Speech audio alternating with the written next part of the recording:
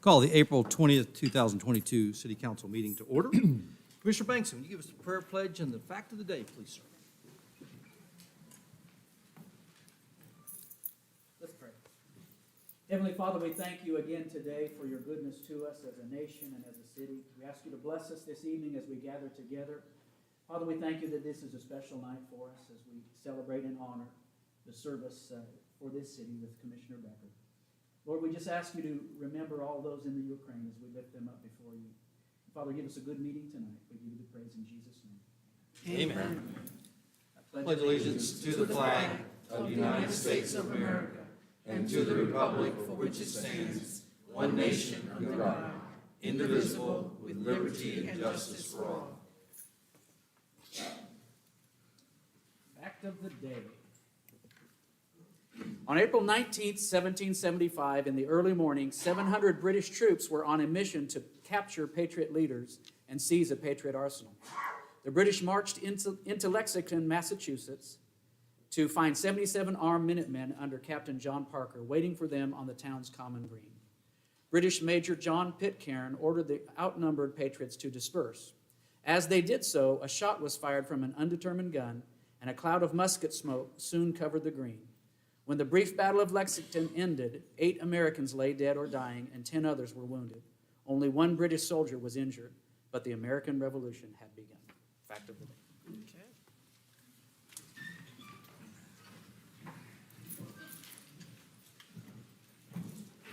All right, approval of the minutes. Any changes we need to make? If not, look for a motion to approve. So move. Got a motion by Commissioner Bankson, Second. second by Commissioner Becker. All those in favor? Aye. All opposed? Motion carries unanimously. Next up, we've got a proclamation we guess we skipped last year due to COVID, but a good friend of mine, always great to have him here in Apopka. It's the Denim Day Proclamation, and I want to read that, and then I'll have him come up, Louis Duyami, come up and give you a few words. So the proclamation reads, whereas the month of April is National Sexual Assault Awareness Month, calling attention to the fact that sexual assault and harassment is widespread and harms our community. And whereas every 2 minutes, someone in America is sexually assaulted, and approximately 1 in 6 women and 1 in 33 men are sexually assaulted during their lifetime, and about 81% of women and 43% of men experience some form of sexual harassment. And whereas the Denim Day movement started in 1999 as a grassroots protest against a controversial Italian Supreme Court decision in which a sexual assault conviction was overturned because the victim was wearing tight jeans at the time of her attack. And whereas Denim Day is the longest-running sexual violence prevention and education campaign in history, which seeks to rid the world of erroneous and destructive attitudes about sexual assault and provides support for survivors. And whereas Denim Day encourages everyone to wear jeans with a purpose, stand in solidarity with survivors, educate themselves and others about all forms of sexual violence, and speak up when they hear comments that blame victims or make light of sexual harassment or assault. And whereas together, when we can change how people think and talk about sexual violence and create a culture of respect, equality, and safety for our citizens, and whereas the City of Apopka strongly supports the Victim Service Center of Central Florida and their efforts to prevent the traumatizing effects of sexual violence and help heal those who have been impacted.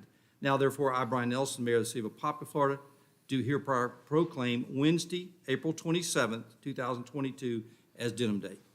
Louis, come on up, please, sir.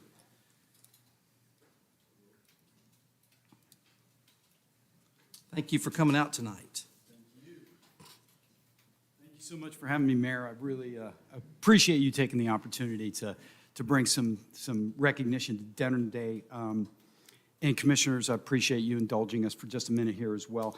Again, I'm Louis Damiani. I'm the Executive Director here of the Victim Service Center. I was actually back here talking to my friend Chief McKinley, who was a member of our Board of Directors of the Victim Service Center when I first took over that role about 9 years ago. We have been in business for nearly 23 years here in Central Florida, providing help and healing to victims of violent crime, sexual assault, and other kinds of traumatic circumstances. We operate a 24-hour helpline that's staffed by master's level counselors And we also provide in-person crisis intervention services, victim advocacy, therapy. We do prevention work as well. We are the only certified rape crisis center in all of Central Florida. By way of example, last year we did emergency response and forensic exams for 375 sexual assault victims. We answered 2,005 hotline calls. We conducted 2,500 therapy sessions, and we helped over 4,200 additional clients. And best of all of those services were provided absolutely free to our clients. Every month, the month of April, or every year, the month of April is Sexual Assault Awareness Month. And we do a whole bunch of activity throughout the course of the month to try to draw attention to sexual violence here in our community. And one of those activities is Denim Day. I'm honored to be with you here, in recognition of Denim Day. And I hope that you will all join in with us on the 27th and wear your denim proudly and stand in solidarity with victims and survivors here in our community. Participation in Denim Day, by the way, is absolutely free. It's open to anyone to participate. And we have enlisted governments, schools, businesses, individual citizens. Every year we get more and more champions just like y'all. This year it includes Orange County, Seminole County, Osceola County. I was just down there the other night picking up a proclamation. The Orange County School Board will proclaim it on Tuesday, as will the BCC, the city of Kissimmee, and of course you all, and then a whole myriad of other businesses. It's super, super easy to participate.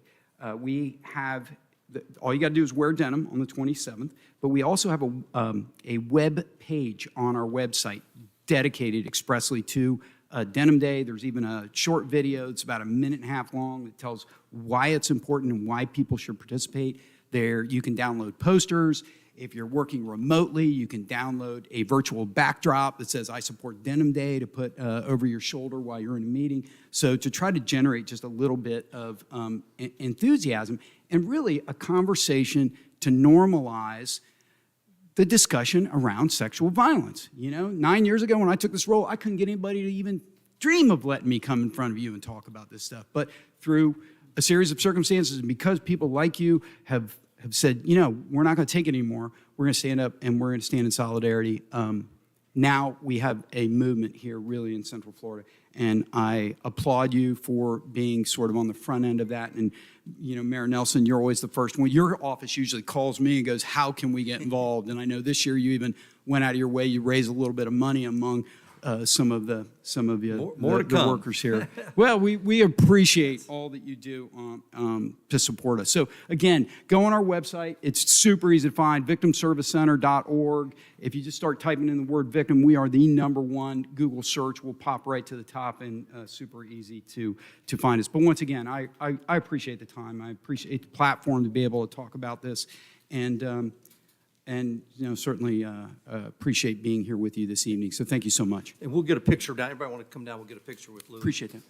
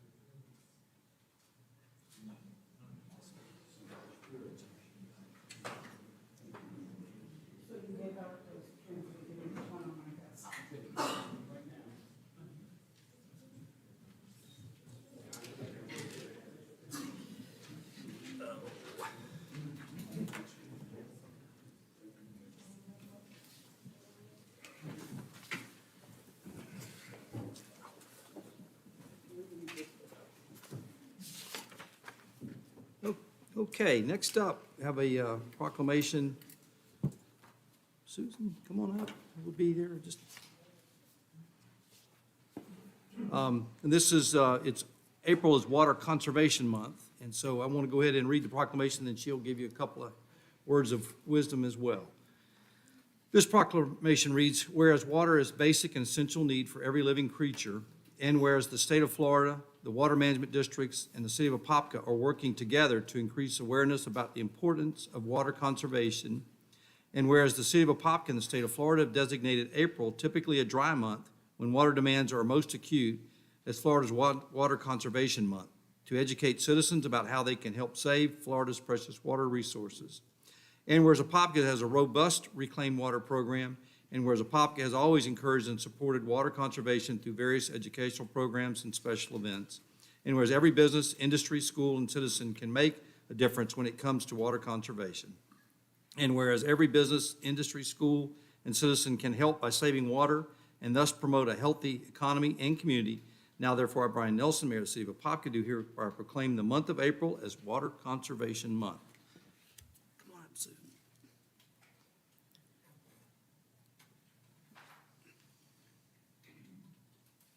Hi, thank you. I'm Susan Davis, St. John's River Water Management District. Thank you, Mayor. Thank you, the commissioners, for doing this water conservation proclamation. April's almost over, but every day is Water Conservation Day. I know that the city of Apopka has a very robust water conservation program. My water conservation coordinator states that all the time, so I just want to make sure that you all know that how wonderful your program is. We really appreciate the robust partnership that we have with the city of Apopka on, as you said, the reclaimed water projects. Also at the septic conversion that we also partner with. So we really want to thank you for that and continue that partnership. And so thank you. Yeah, we couldn't do all the projects without St. John's Water Management, being our partner. I mean, you just think about the pond we have now in Golden Gym will hold 350 million gallons. And so as they say in Florida, it's not, the quantity of water, it's where do you store it? Because, there's the June, July, August, when you get all the rains, if you don't have anywhere to store it, you can't have it in April when you need it. So without the partnership and the funding you've helped us with those, some of these major projects, I don't know we could have gotten it done. So we really reach out to St. John's and thank you for all your support in the programs that we're trying to put together. Oh, thank you for that. Thank you. Yeah. All right. We'll go ahead and we got.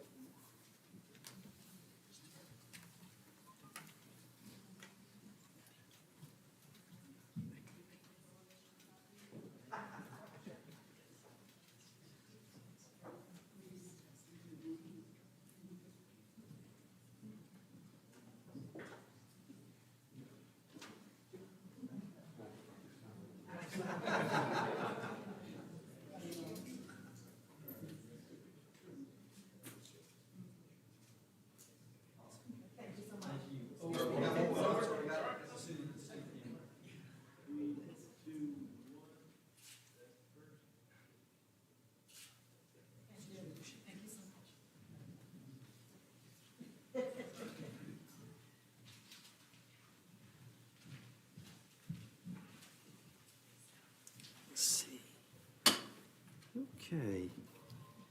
Next up, presentation. Is anybody here come from the Apopka Waterworks Association? Nobody's here? Oh, okay. All right. Well, Glenn, if you'll come on up and tell us about the recognition that City of Apopka got.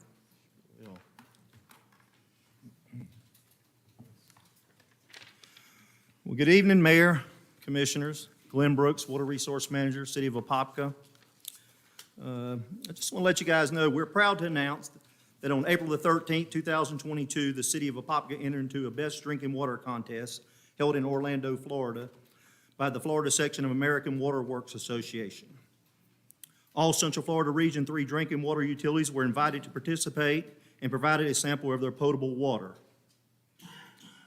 All samples were analyzed at room temperature by a four-person panel for taste, color, odor, and clarity. With 15 water production facilities competing in this contest, I am happy to announce this evening that the City of Apopka received the runner-up award and will be placing the plaque we received on the wall at our Jack G. Grossenbacher water plant. I would like to give a big shout out to the skilled and dedicated men and women, state licensed operators that we have here at the City of Apopka, who operate 5 water plants on a day-to-day basis with integrity and professionalism. And we have our little plaque that we're proud of. Oh, that's awesome.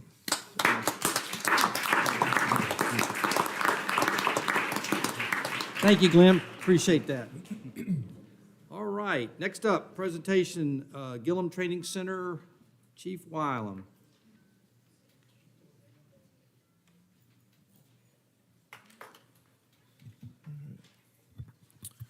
Good evening, Mayor, Commissioners, members of the public. I'm excited to be here tonight, take a few minutes to talk to you about some of our ongoings, current operations, and training opportunities for the future at our Leroy F. Gillum Training Center. Again, obviously, we know the importance of training in the fire service. It's something that is near and dear to my heart. It's near and dear to our department's heart. It's something we've had a strong foundation with for a long time. The Apopka Fire Department is an all-hazards fire department. In other words, we respond to anything that 911 is called on, hazmat-related situations, vehicle entrapments, not just those fires themselves. An important part of training, we want to make sure that we replicate realistic situations in a safe environment. We identify what we train on basically by what we call high-risk, low-frequency events. Those events that happen not that often, but are higher risk. Things you might think about, fires. They happen, sure. But what happens when a fire involves a chemical that we can't spray water at? Those are situations we like to identify and look at when we're looking at some of our training. The education part is important. We can go out and get that. We can get educated, and we get the training aspect provides that experience. And when that comes together, that education and experience equals that true knowledge. So you can see why it's so important. Like I said before, it's been important to the foundation of our department for a long time. Leroy F. Gillum was a chief of ours who had a great emphasis on training. In fact, that's what who our training center is named after. Some of the neat stuff I actually found, you see there is the article when the Gillum Center opened, August 22nd, 1982. Proud to announce this is going to be our 40th year this year coming up of the existence of the Gillum Training Center. So it's been around a long time.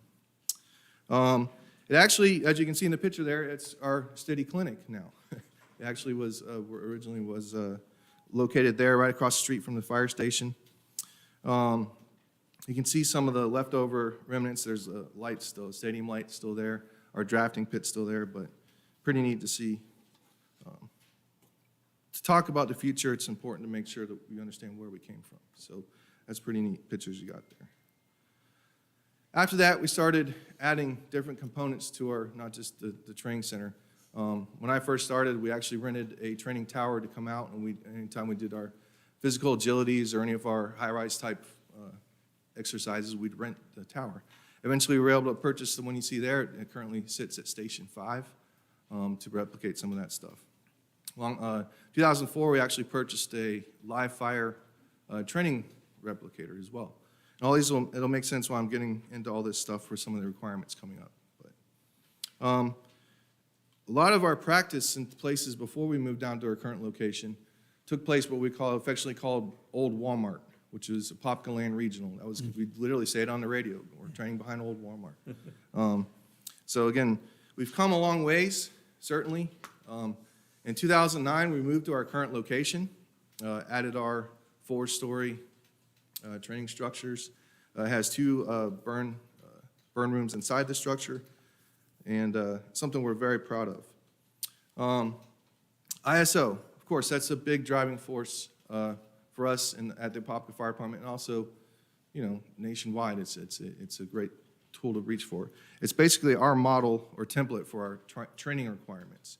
And you'll see this is a list of annual training requirements that are required for every firefighter throughout the year for ISO. Company training, facility training, hazmat. If you're an officer, there's an officer requirement. If you're an existing driver, basically you're a relief driver, someone who can drive the truck, you have to have at least 24 hours of training as well.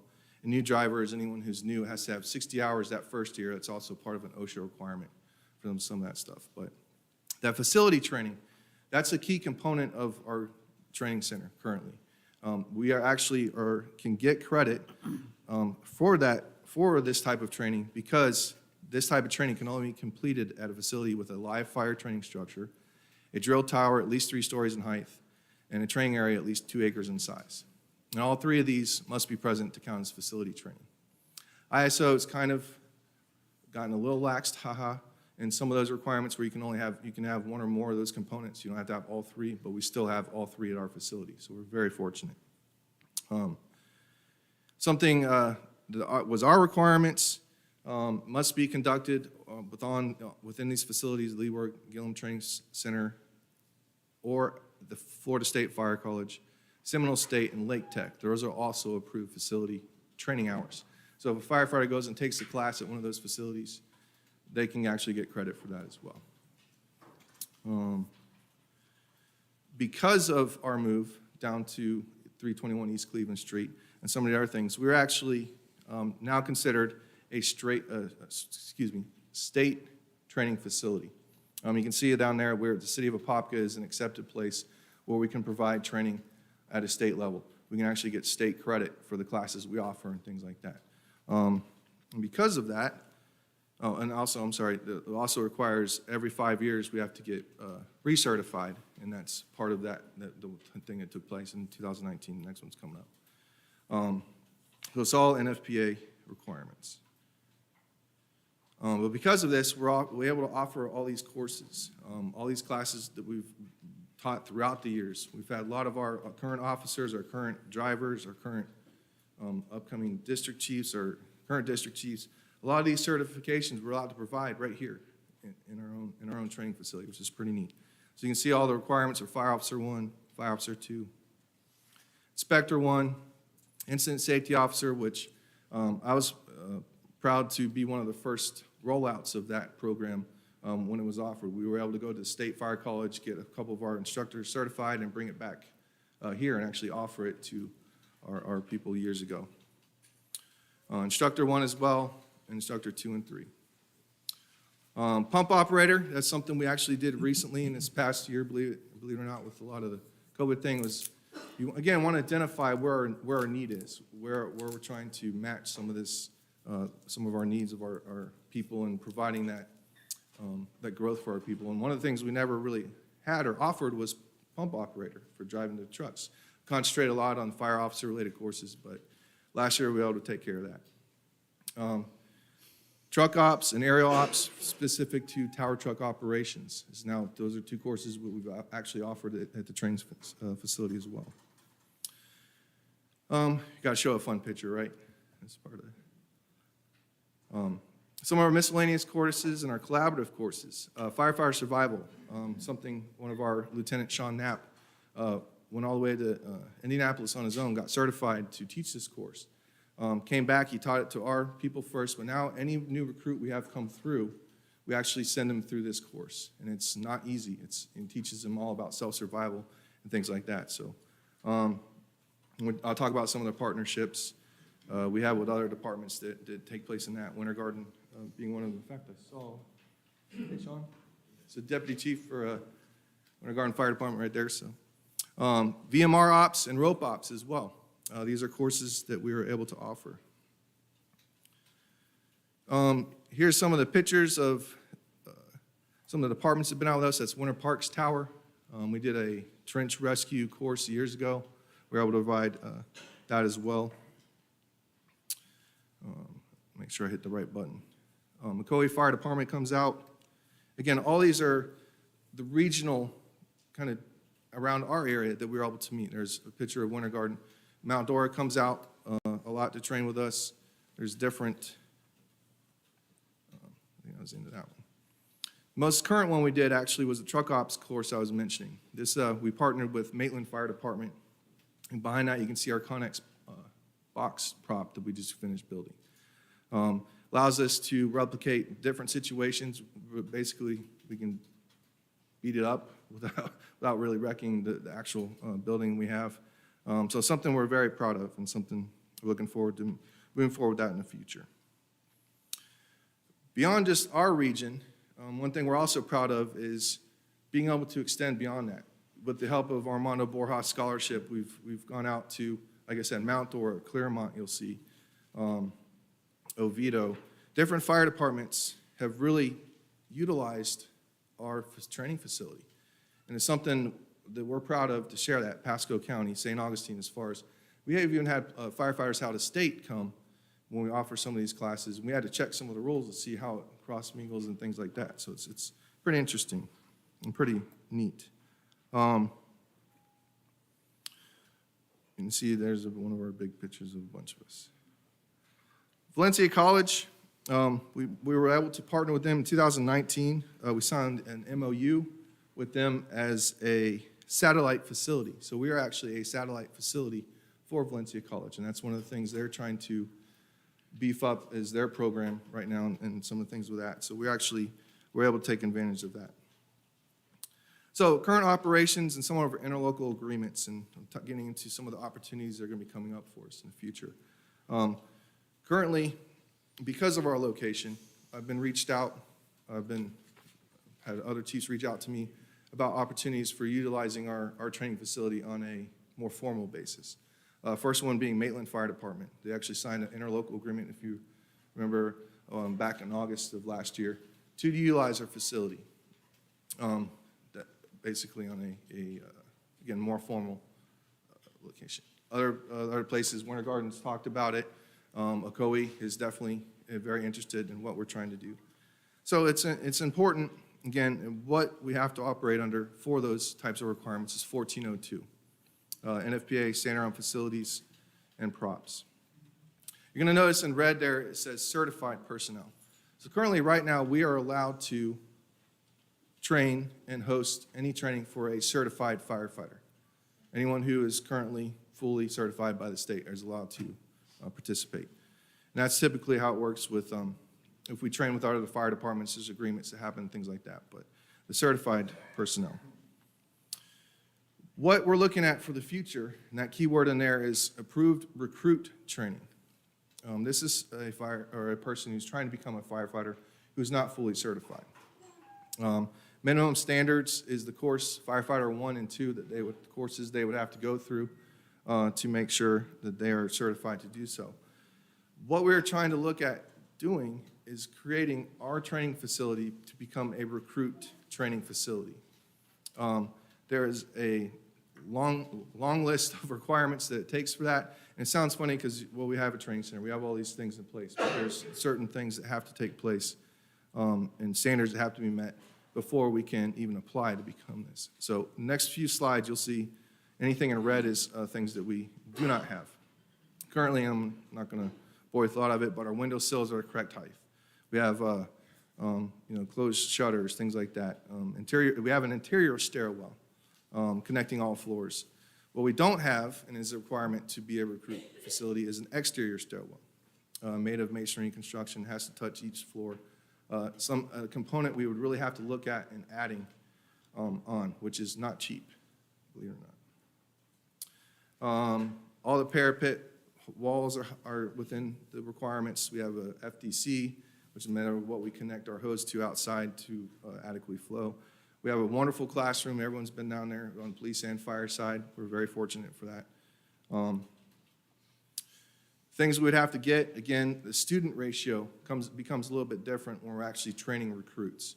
Now it's a 4-to-1 ratio with everything, including number of extinguishers, dry chem, carbon dioxide, pressurized water source. Those have to be purchased. So a normal recruit class is average of 20. So we would have to have 5 of each of these extinguishers dedicated just to that training ground. That's something we can't take in and out of service and things like that. It has to be dedicated down there. Big one is we have to have a dedicated pumper or fire truck dedicated to the fire ground. The last one, I literally just got the quote for the upcoming year, $811,000 for a new pumper. Again, we would obviously move one of the older trucks down there, but this is something we would have to replace because it's, again, something that has to be dedicated down to that fire department.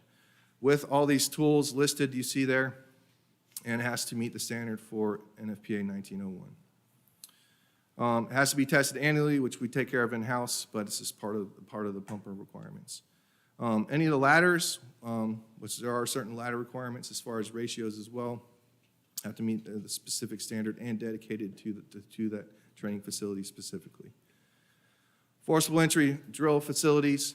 And again, we create a lot of this stuff. We're very fortunate. We have a lot of men and women who are very dedicated. They build props on a constant basis. You know, it's something I'm very excited about.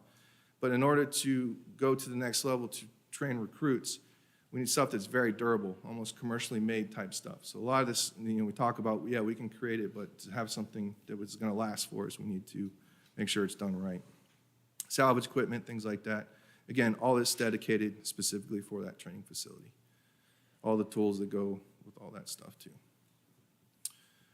SCBAs, we have to have dedicated air packs, one for every 4 students with sufficient spare cylinders. Refill capabilities, that's a big one at the facility.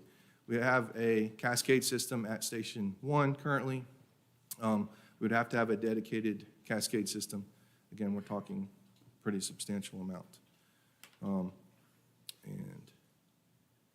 the live fire component, obviously we know that we have our training towers with the 2 burn rooms. Flammable liquid, which is something we've started to take care of with some of our natural gas capabilities down at the training center. Liquid or petroleum gas fire training and shut-off valves and automobile fire training. This is a picture of the natural gas we put in a few years ago. We're still trying to get with Lake Apopka to finish off and get us a meter. So, and you'll see that's the component. This is kind of the area we're talking about here. And it's hard to see, and I don't know if you know if I hit the laser button, but that in on the lower left-hand corners is one of the stub outs, or one of the parts that comes up, where we can add our certain prop. So we can add what we call a Christmas tree or a car fire prop, something that can go in there that we can create that. And we can control it safely from that place you saw before. Right now, I said we're just waiting on the meter, but we're on our way. Rough estimate, $1.5 to $2 million is what it would probably take to get us to where we need to be to offer a facility like this.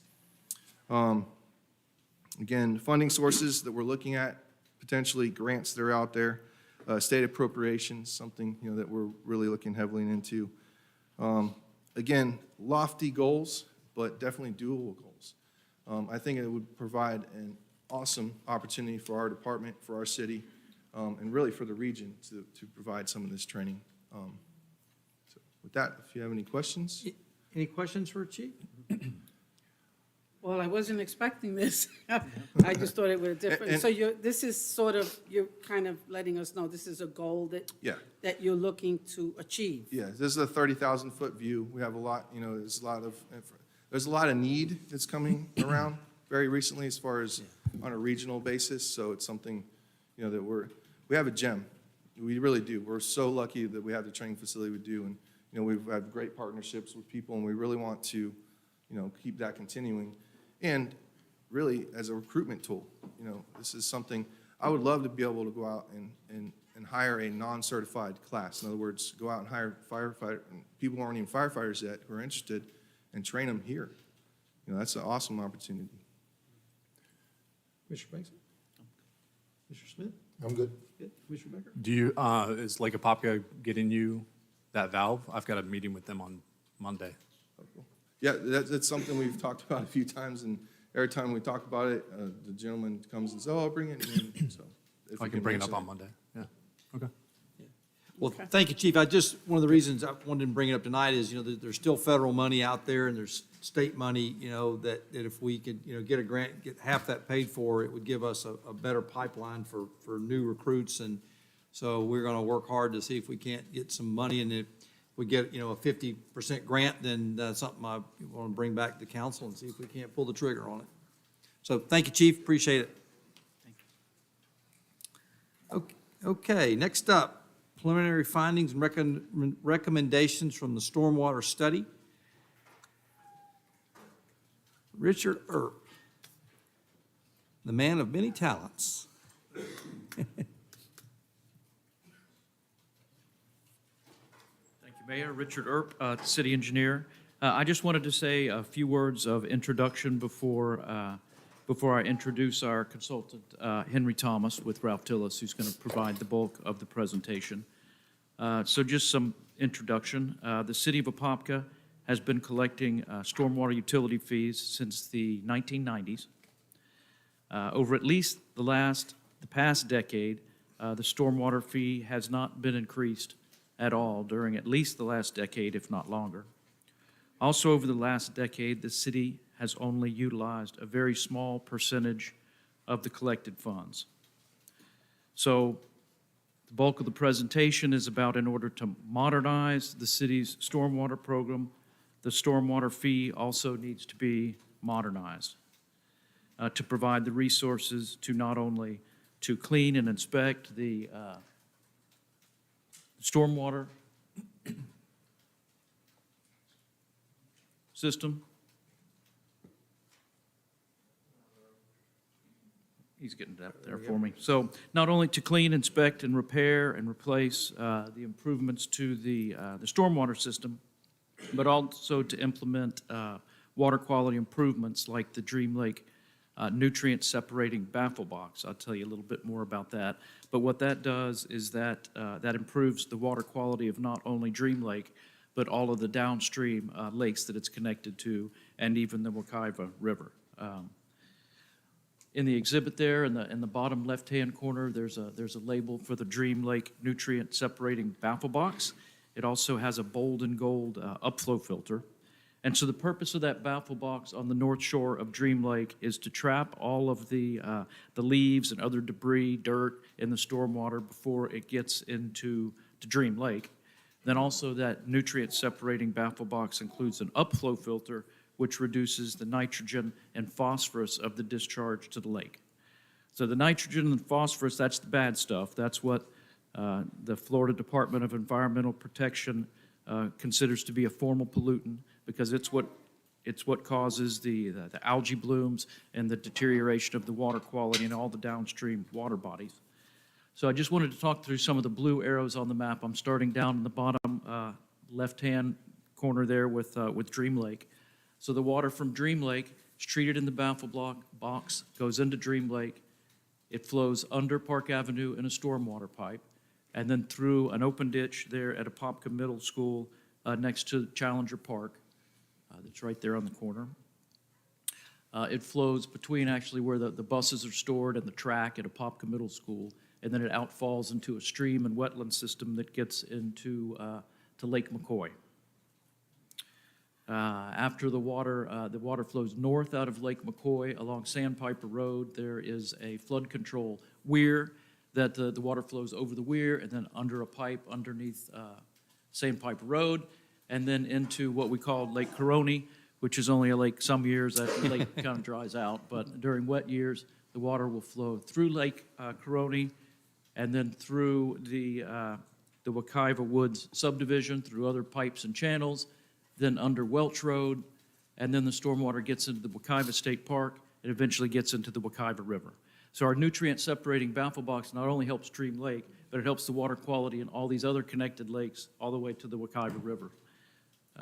The other thing that's shown on the exhibit is the city over the past year has realized that some of the homeowners associations, just for whatever reason, have stopped maintaining their ponds, their stormwater management ponds, or not, for whatever reason, they've become overgrown and unmanaged. So in the Lake McCoy Oaks subdivision and the Lovell Terrace, the city has gone in and cleaned out those stormwater ponds for those subdivisions, and we're in the process of creating municipal service benefit units in order so that the folks that live in those subdivisions can maintain those specific ponds. Okay, so the modernized stormwater fee that Ralph Tillis is going to show us, it's going to help us to do more than just maintain the stormwater system. There's also a very wide variety of things that the state and the federal government requires us to do to make sure that the stormwater stays clean throughout the city. Street sweeping is one of those things, a proactive inspection of illicit discharge or dumping into the stormwater system. We need to improve the mapping and the database tracking of our stormwater system. And then we need things like routine inspection of high-risk facilities and a public outreach program to train the public about these things. So there's a whole lot of things the state and federal government requires that the city do. And so with that, I'll hand it over to Henry Thomas for the bulk of the presentation with Ralph Tillis.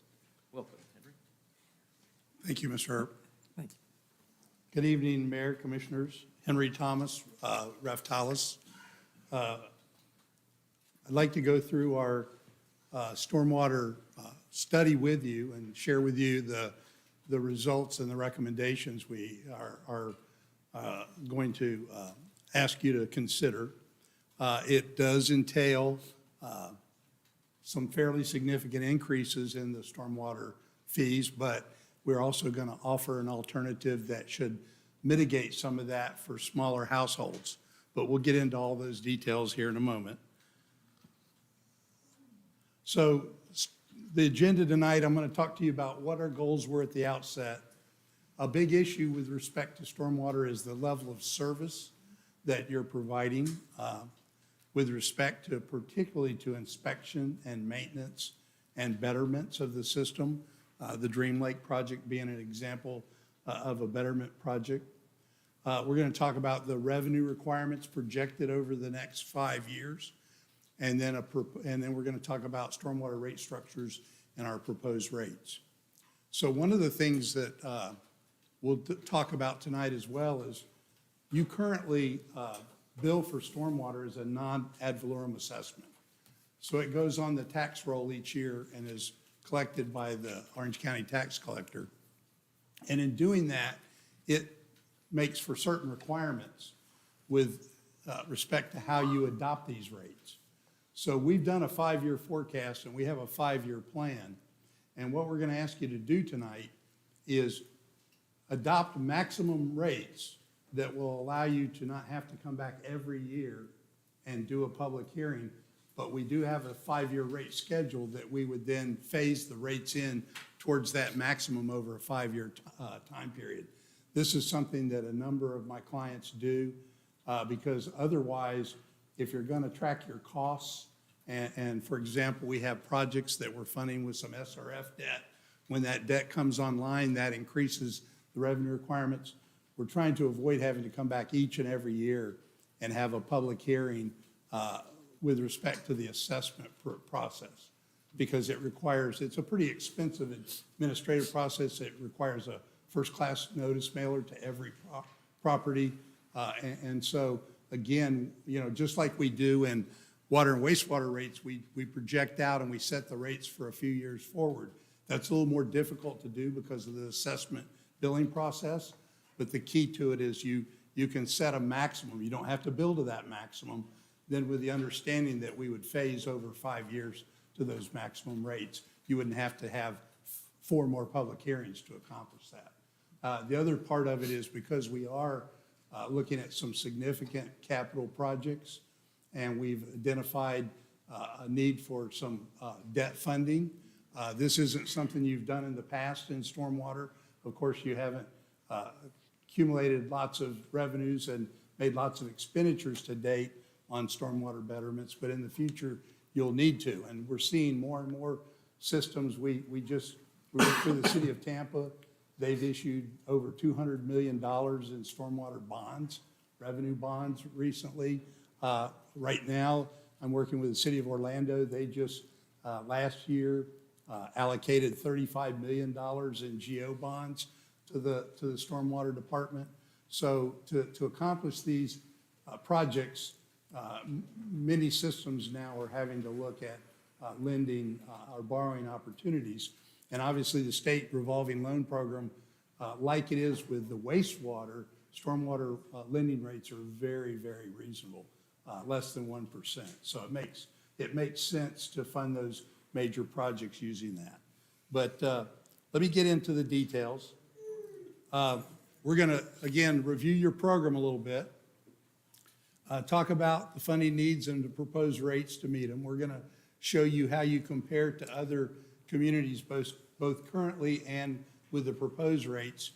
And then the final goal is to, if you choose to adopt these rates, is to assist the city in implementing them through the tax collector's office by helping you prepare the tax roll. So this is the existing stormwater rate comparison to start with.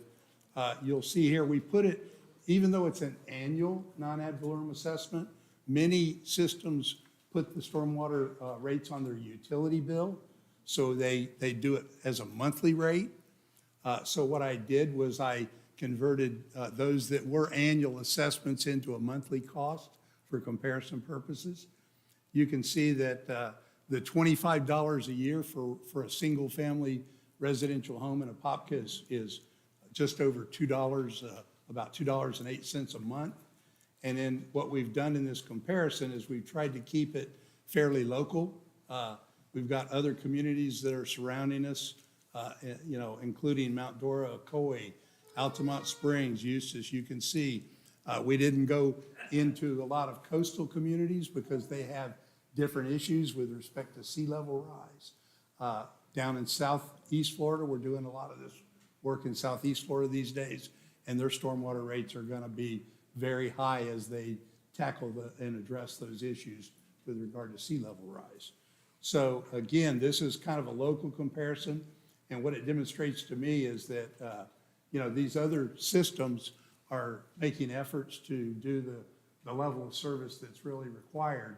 And in order for you to do that as well, we're going to have to increase that funding or that fee level comparable to what other communities are charging. So with respect to stormwater, there's really two big issues that are dealt with through the regulations. One are quantity related or drainage asset related issues. And the main requirements are associated with the inspection and maintenance of the stormwater functions. So for each of the various stormwater functions, street sweeping, inlet maintenance, they have a schedule where you're supposed to periodically inspect and maintain and touch these assets and make sure they're working properly. So we want to make sure we comply with that, those things. And as you'll see when we talk about the revenue requirements, we're asking you to consider additional staffing. Right now, stormwater projects are really conducted through public works staff. You don't really have a dedicated stormwater staff, if you will.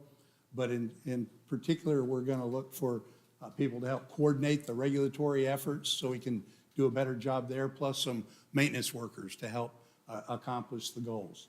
And then the other major issue is the quality-related issues, similar to what Mr. Earp talked about with respect to Dream Lake. It's really making sure that your surface and groundwaters meet state and federal quality requirements. And so, for example, you test all 4 of your lakes in the city every year for those phosphorus and nitrogen loadings so that you can determine if you're in compliance or not. And it's likely that those water quality requirements will continue to increase over time. We're seeing quite a few communities that are eliminating septics, for example, to improve groundwater quality. And obviously, the stormwater system has a lot to offer in terms of maintaining that water quality, if it's done properly. So the assets that you comprise the city's stormwater system, and it's really, I've been doing utility rates for a long time. Stormwater, while intuitively it's not a service that you have a meter and a tap you turn on and off, it is a pretty complicated system. A lot of it is out of sight, so you don't necessarily appreciate what's there. But it consists of pipes and culverts. In your case, you've got quite a bit of aged pipe that's going to need replacement and relining. You've got ditches and swales that have to be cleaned and maintained on an ongoing basis. Inlets, this is where the runoff in the streets, in the curbs are running into the system, into the piping system. And they have to be kept cleaned out to work properly. Plus, we'll show you some examples of what happens over time to those kinds of assets. You've got ponds, you have to maintain the ponds and keep them clean. And also, the city has a fairly significant amount of French drains that have to be replaced periodically. So your current program, based upon my findings to date, is that your program right now is what I would refer to as a reactive maintenance program. So if I was an engineer and I was giving you a grade on that, I would say you want to move beyond reactive maintenance. Obviously, we can never eliminate flooding totally. That's something we have to be careful about with the public. We can't expect to spend money and the flooding goes away because it's hard to overcome Mother Nature. But we can mitigate it and we can make it where after the event, you return to normal much more quickly if the stormwater system's operating properly and is designed properly. So we want to, right now, we're basically reacting to problems as they occur. We are talking about, inventories, condition assessments, master plans. So we want to move towards a more proactive program. Right now, you are inventorying your drainage system assets. You've got pollution control projects that are ongoing. Those are mainly street sweeping. So that's a big issue in stormwater maintenance is if you keep the streets clean, it keeps the debris out of the inlets and out of the piping system. And finally, as we move forward, we're going to begin funding more betterment projects, more renewal and replacement projects for existing assets. And to date, that's been fairly limited in the amount of that effort that's been undertaken. So the program itself, as Mr. Earp said, you wish to modernize your stormwater program. And basically the program is that all the tasks that the city undertakes to maintain the drainage infrastructure based on desired service levels and meeting at least minimum regulatory requirements, prevent pollutant discharge, and enforce, you're basically within the community, the enforcer of the regulatory standards that the state and federal government imposes on stormwater systems, including you have responsibility to make sure that your private stormwater systems are operating properly as well. As part of the program, you do have a stormwater ordinance that, as Mr. Earp indicated, has been in place for quite some time. It gives you the governance and establishes the definitions and determinations of how the stormwater system is supposed to operate and be paid for. You've got a stormwater fee. Based upon my findings, the last time the fee was adjusted was in 2007. So it's been 14 years, 15 years now since you've looked at stormwater fees. And, they are insufficient going forward to fund these increased staffing levels in the betterment projects that your city engineers have identified.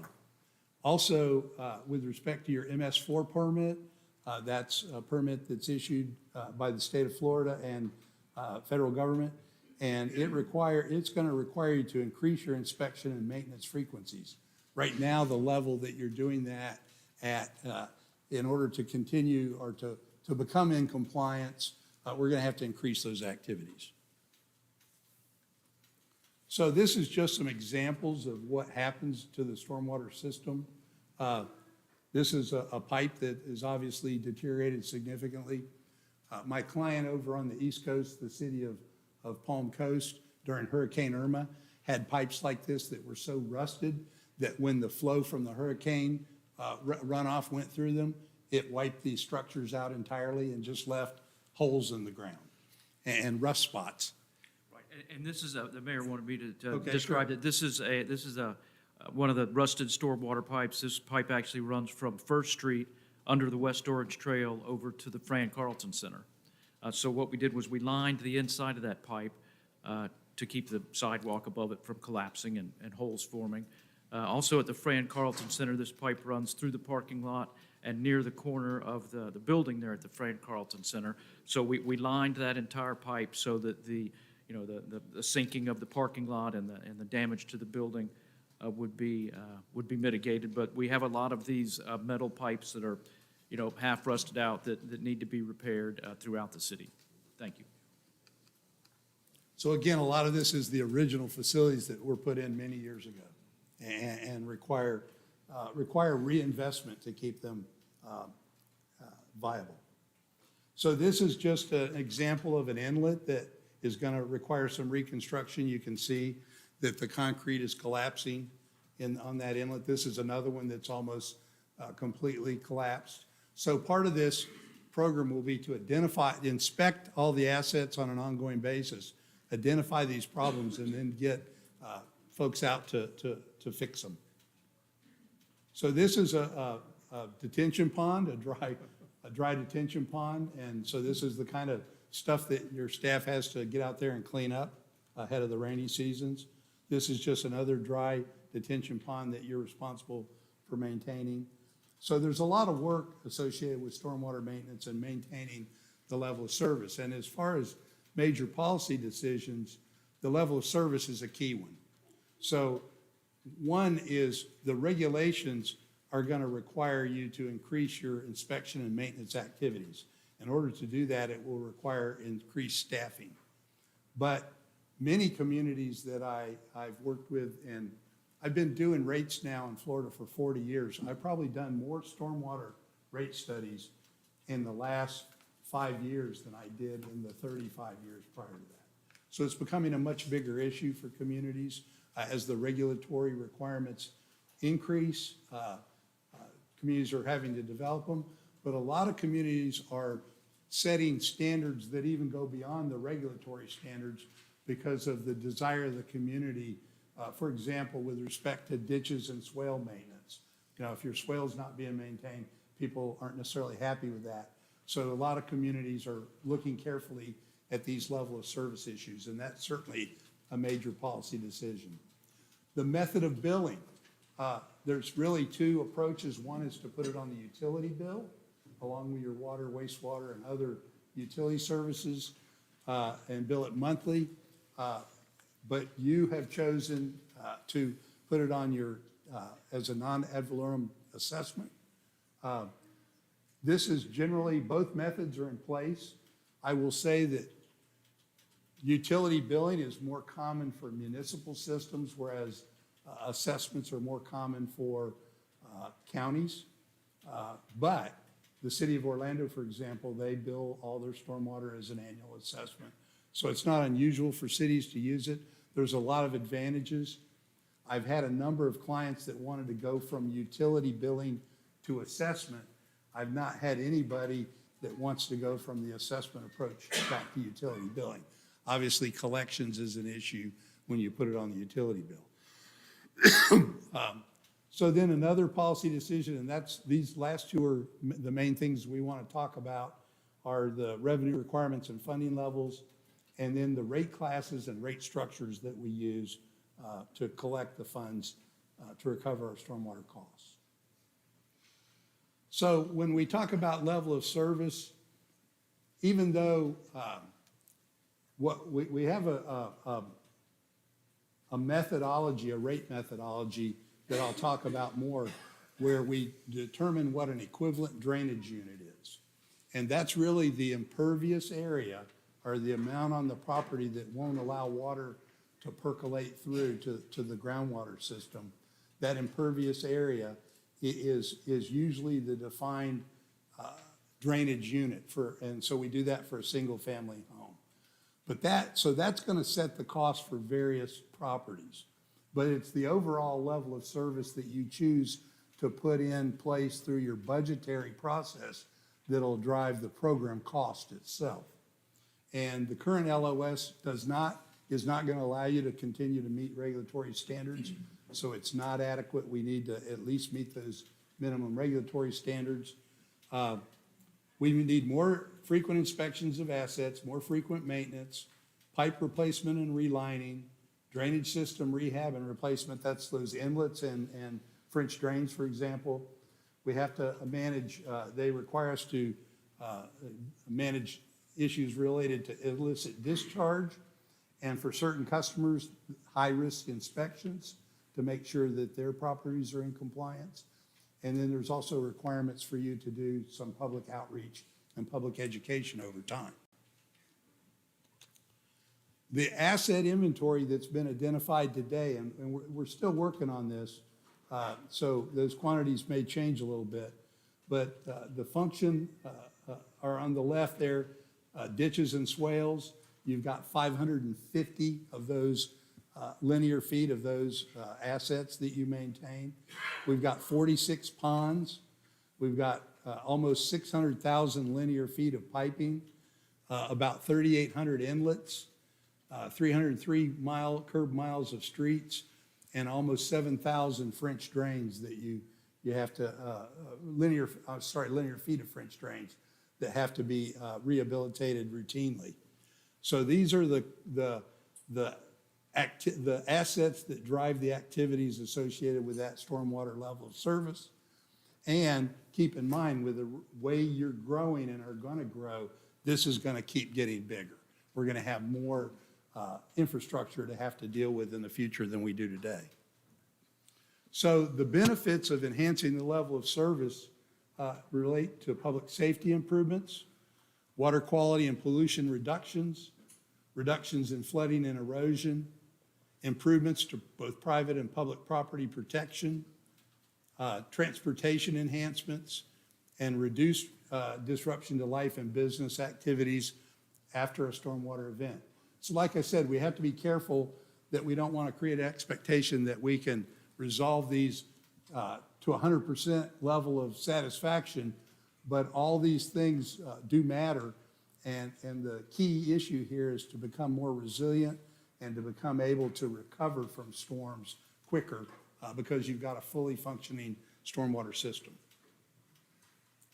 So with respect to the higher level of service, what we're really talking about, going from reactive to proactive, again, I've described your existing LOS as reactive. We start with inventory and mapping, so we know what we've got out there. We then look at, in more detail, at the age and condition of the assets. Then we start implementing proactive maintenance. Once we have the mapping, inventory, and condition assessment, we can better determine how to spend the money on maintenance. So that's really one of the early things we need to do. Then we move into more proactive maintenance and start identifying improvements and betterments in the system that we can do from the capital side. So inventory and mapping really just allows us to track our assets, maintain an accurate inventory and history, and it is required by the state regulators to provide them with inventory of assets. Condition assessment, again, we want to know what these functions like pipes and culverts and inlets, what condition they're in. Same with swales and ditches. And the key here is we want the stormwater assets to operate as they were designed to operate. So again, once we assess that condition, we'll know more about where the problems lie.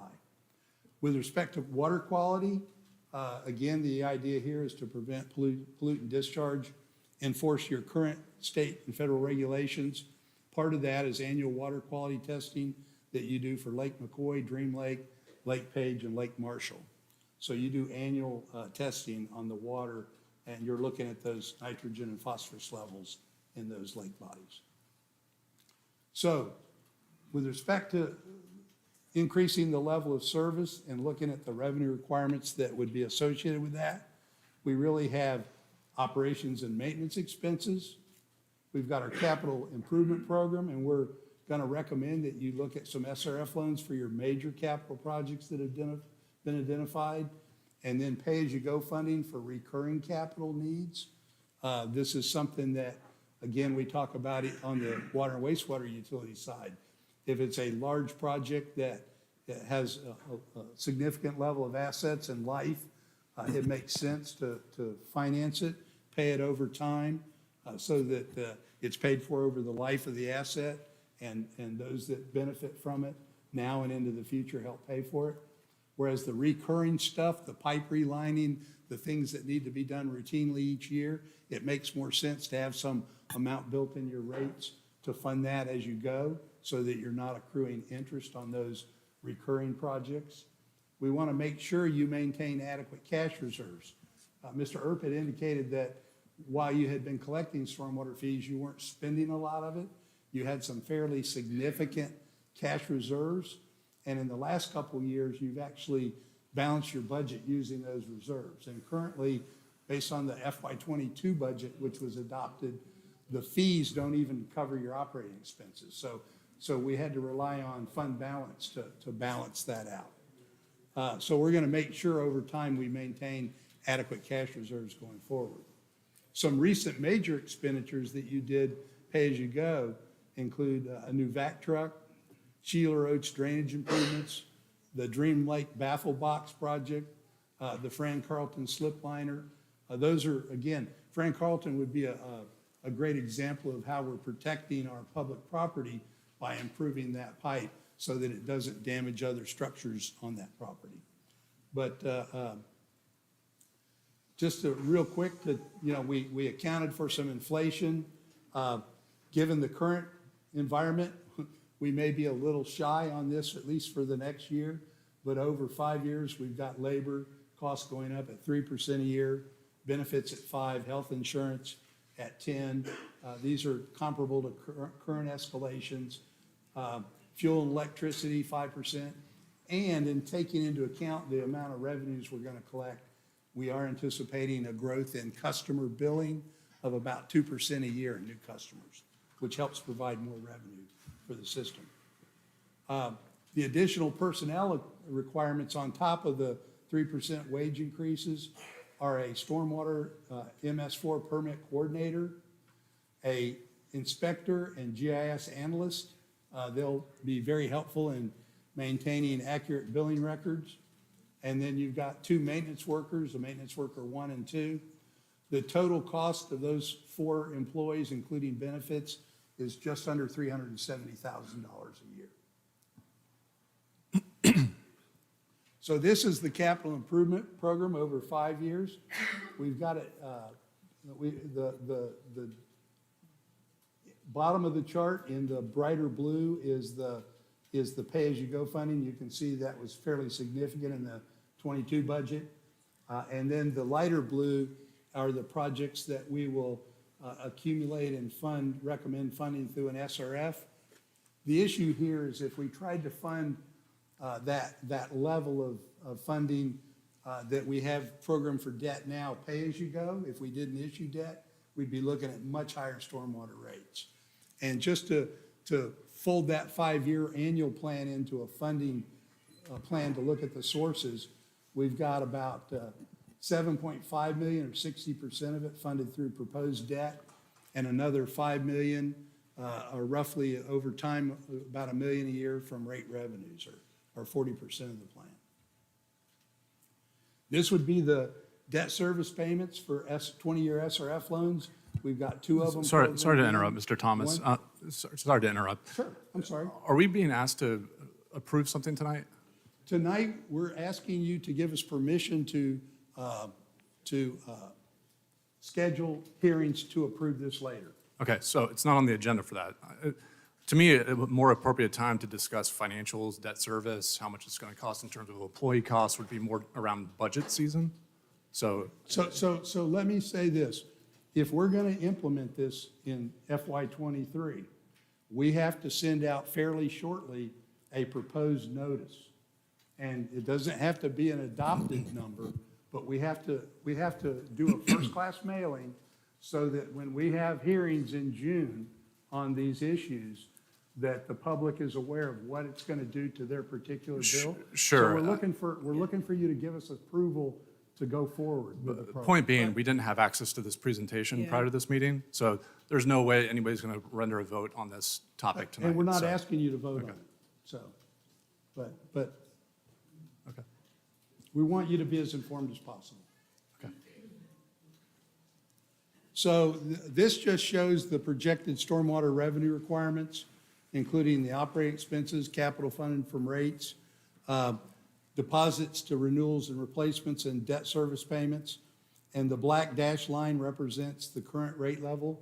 So you can see in 2022, the fees didn't even recover your budgeted operating expenses in 2022. So stormwater fee, rate structure considerations, we need to be fair and equitable. We need it to be administratively feasible. Right now, your customer classes, which we are going to recommend maintaining, are single-family residential, non-residential commercial, agriculture, and vacant. Agriculture actually has two separate issues. One is agricultural land with buildings and agricultural vacant land. So an equivalent drainage unit, and this is a key factor in this study, your current ordinance calls an equivalent drainage unit 2,634 square feet of impervious area. And that's supposed to be the typical single-family home. Again, that number is fairly dated. It's well over 14 years old, we know. And when we went out and we randomly sampled 1,000 residential properties, and we did digitization using aerial and came up with the current number. And today, the median number is 3,600 square feet. Now, when we talk about impervious area, that includes the footprint of the home, the driveway, any sidewalks on the property, any patios, the collar around swimming pools, all that would be impervious area. So obviously, a 2,000 square foot home of living space would have much more impervious area than 2,000 square feet. And again, what was set at 2,634, now it looks like it should be 3,600. Again, we've conducted a number of these studies in the last few years, and we're coming up with the same result. Obviously, in recent years, homes have been built that are larger, and it's increasing the residential square foot. So the 3,600 square foot, this is just a property that is right at the average, and it shows you, based upon the property, the shaded areas are what are deemed to be the impervious area surfaces. So this is an example of the digitization exercise that we went through to determine what the EDU should be. With respect to non-residential development, you take the measured impervious area on the parcel, because again, the science says impervious area is what generates the runoff typically, is most strongly associated with it. And so it's considered an equitable way to distribute stormwater management costs. 80% of the stormwater utilities in Florida bill with the impervious area, including the city of Apopka. Examples of impervious surfaces are rooftops, parking lots, paved plazas, walkways. And just to show you how the math works, a 3,600 square foot property with 3,600 square foot of impervious area that's non-residential would be equivalent to 10 EDUs. So 3,600 is one EDU. So we take 36,000 divided by 3,600, would be billed for 10 drainage units. A larger property with 144,000 square feet of impervious area would equal 40 EDUs. And when you see how the rate structure works, you'll see why that matters. So again, we're looking for a dedicated and sufficient funding source that's collectible, easy to administer, and equitable and defensible. So, Excuse right me, now, kind your of, pardon my question- interruption again, Mr. Thomas. How much longer is this Yeah, presentation? this presentation, how much longer is this presentation? Because I feel like we have a whole bunch of data that doesn't mean a whole bunch to us up here. What's the so what of your presentation? Like, what are you asking this council to consider at this point? Well, we've got a timeline we have to meet to get it on the. I know, but I don't know what impervious, all these calculations, what that means or makes Yeah. any relevant sense to the conversation at hand. I don't understand what it is you're giving us all this information, we don't have it, and Well, so before you have to vote on it, you'll have a written report, and you'll have opportunities to ask more questions.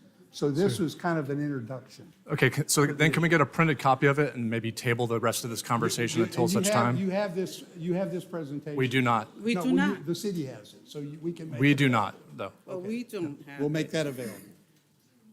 So hopefully my comments are to help you understand what's in here. I don't understand, because when we get the presentation, this is not making too much sense right now. And if we get the presentation, we're going to still ask you to explain it to us. Yes, I ma'am. remember saying to Ed Bass a while back that if we have a presentation that's more than a half an hour long, we should have it before a council meeting in a type of a workshop, so that we can have the presentation and actually have a kind of a discussion. Right now, it's just you giving us all this information. Yes, ma'am, I understand, and my apologies for that. Yeah,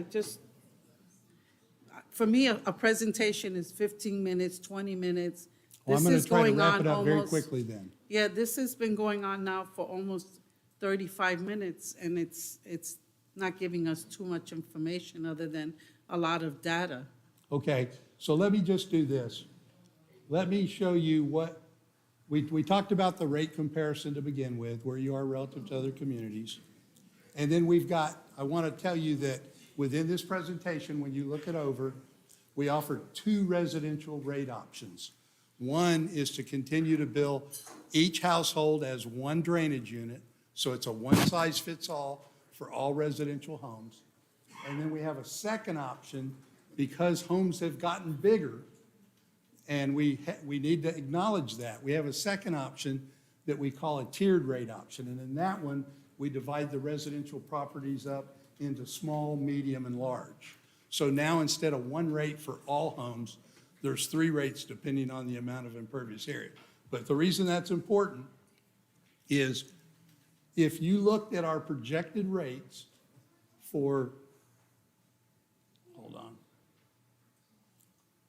If you looked at the flat rates right now, again, Apopka existing rates far on the left-hand side, the 2023 rate increase that we would ask you to adopt is the next bar up.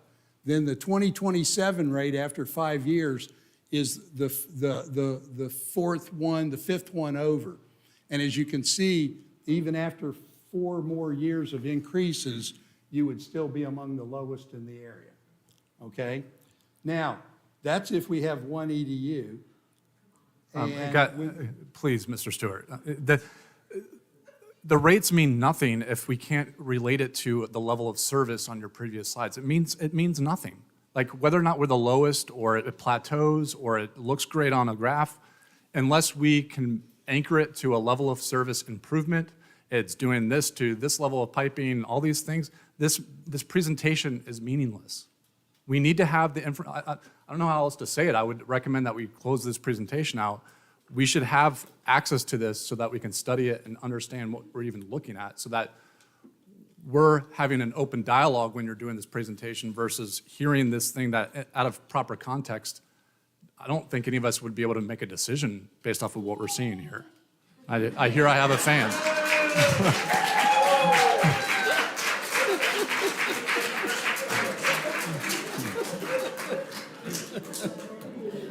Oh, the mouths of babes. All right. Yeah. All right, well, okay, we were just trying to get this information out because we're under a deadline to get this approved for the November tax bills, and so. Where was this like communicated? Like, where is this deadline? This is the first I'm hearing of it. It is. I mean, where is this deadline coming from? Well, annually, you have a time period to get your tax roll into the tax collector's office. Great. You're doing that every year. Yeah, fine. But this is the first time we see it on an agenda. First time it's communicated that there's some sort of deadline that we have to do these rates, get the ball rolling for this thing, so. So I apologize if this isn't giving you what you need. I'll be happy to come back and we can talk more. Mayor, it's your agenda item. What do you want me to do? Yeah, that's fine. What we were trying to do is have this for the next, before the next council meeting, we were going to have you come in, and Henry's going to come in and talk to the commissioners about what this means, if you had any additional questions. And I'd from be an happy to individual point meet of with view. any of Yeah. you individually as well. I mean, I remember meeting with you, it's been about 2.5 months ago. That's January on water and Right, wastewater. January. Yes, So ma'am. here we are in April, and here we are now with facing this deadline, which I did not know. Well, now, the one in January was water and wastewater rates. This is stormwater. Different. So, I mean, the absence of that, we as commissioners, when we have these agenda reviews, we don't have our chief administrator because he's out sick right Right. now. So we have no way of having anyone communicate anything to us. So when I saw the presentation, again, For me, it's a 15, 20-minute presentation. This has gone really almost 45 minutes, and I don't have this in front of me, and it's not an open discussion where we ask a question. It seems like you're just feeding us all this information. Well, So we- it would we- be best to probably do it at another time. Okay. And if it has to be next week or whatever, I mean, make That's some fine. arrangement, but I just think tonight is not the night for this. And your decisions will be based upon all this information. So all I was trying to do tonight was get the issues out on the table for you so you could begin studying our proposal. Okay. Okay, thank you, Henry. Appreciate Thank you you. coming out tonight. Okay, on agenda review, I don't think we have anything. Next up, I guess, public comment.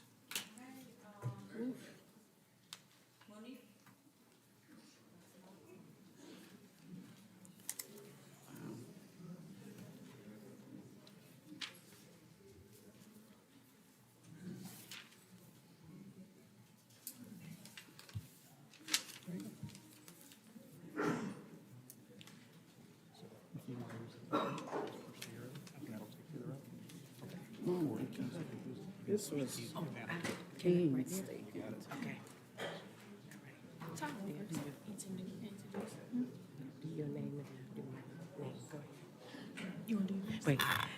Okay, it's like I want to, like in a classroom, I want to get up and say, let's do the hokey pokey. I don't know, but all right. All right. I'm Monique Morris, 1019 Ocoee Apopka Road, Apopka, Florida. Kiyomi Jones, 235 East 5th Street. And we're here today to discuss our event that is on June 18th. I am the president of Transform Outreach, and a few of our colleagues are here too. And we're just going to discuss about what Juneteenth is and what we're doing for the community. All right, so you asked, what is Juneteenth? Juneteenth is also called the Emancipation Day, Freedom Day, or Jubilee Day. The word Juneteenth is a combination of June and 19th.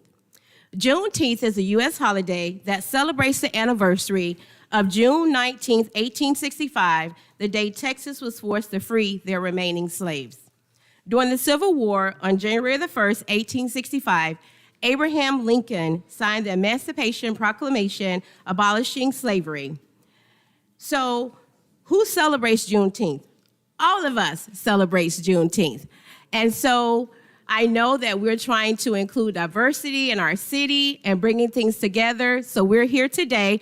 We had our second annual Juneteenth Freedom Day celebration on last year, but we want the support from the city. So first, we're thanking you in advance for your support. So we're gonna just show real quick 10 slides of some of the things that happened on last year. So this was our flyer. It was on June 19th, and it was at the Wheatley Park. But this year, we're going to be at the Alonzo Williams Park. We had local rappers. We had kids dancing. We had a Apopka historic display. We had dance lessons. We had all kinds of vendors there. It was a great event. We had the Apopka Historical Society. Francina Boykin, most of you know her. She was there giving out information about the history of Apopka. We had our Orange County Sheriff there along with Lane's Girls. So Chief McKinley and Mr. Wiggins, Officer Wiggins, we want our City of Apopka Police there supporting us on this year. And we had different things going on. We had the Orange County Sheriff's Books and Badges program. They were giving away books. Commissioner Smith donated $100 worth of books to us, where we gave them out to the different students that came, because we need to really promote reading in our community with our children. This is another books where the Orange County Sheriff was there, and there was face painting, giving the kids beads. We had snow cone machines. We had kids dancing. It was a great affair. We didn't have any problems. We also had the minority leadership scholars from Apopka High School that was there doing face painting, snow cones, giving out free food to the kids. So we had dancers from local and Central Florida dance groups. This is our committee. Some of the committee members were there, and some of our committee is here. If you would stand, some of the committee for our Juneteenth. All right, thank you so much. And so we had all of our sponsors on there, and we want to have City of Apopka logo on our sponsor sheet because we want you to be a huge participant in this.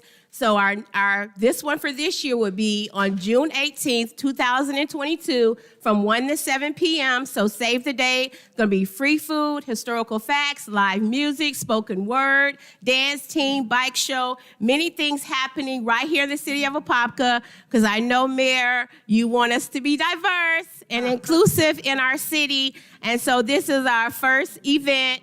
It's our president, Kiyomi Jones. It's going to be at Alonzo Williams Park. Carolyn Ray has our application already. She's figuring up our fees, so we will have police officers there on duty. So Chief McKinley, give us a break.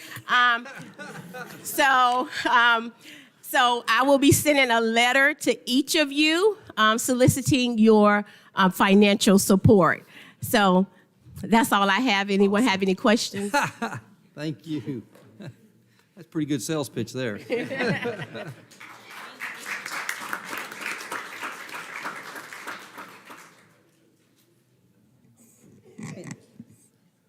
Stuart Morrill.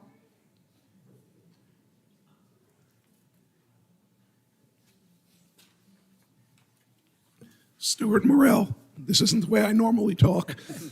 If you know me, I have a big mouth. But 2432 Deer Meadow Drive, Apopka, Florida. I had written a really nice long speech here. Went over it, reviewed it 100 times, but I woke up this morning with this voice. So all I wanted to do today was to thank Commissioner Becker for his 6 years of serving on this council, being a voice for this community, and actually asking questions that we all have as citizens. So thank you, Commissioner. Thank you. Okay,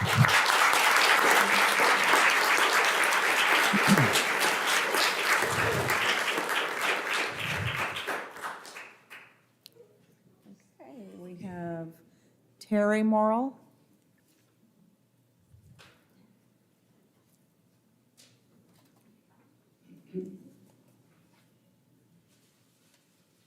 All right, Terry Morrell, Piedmont Lakes, 2432 Deer Meadow Drive, 30-year resident of Apopka.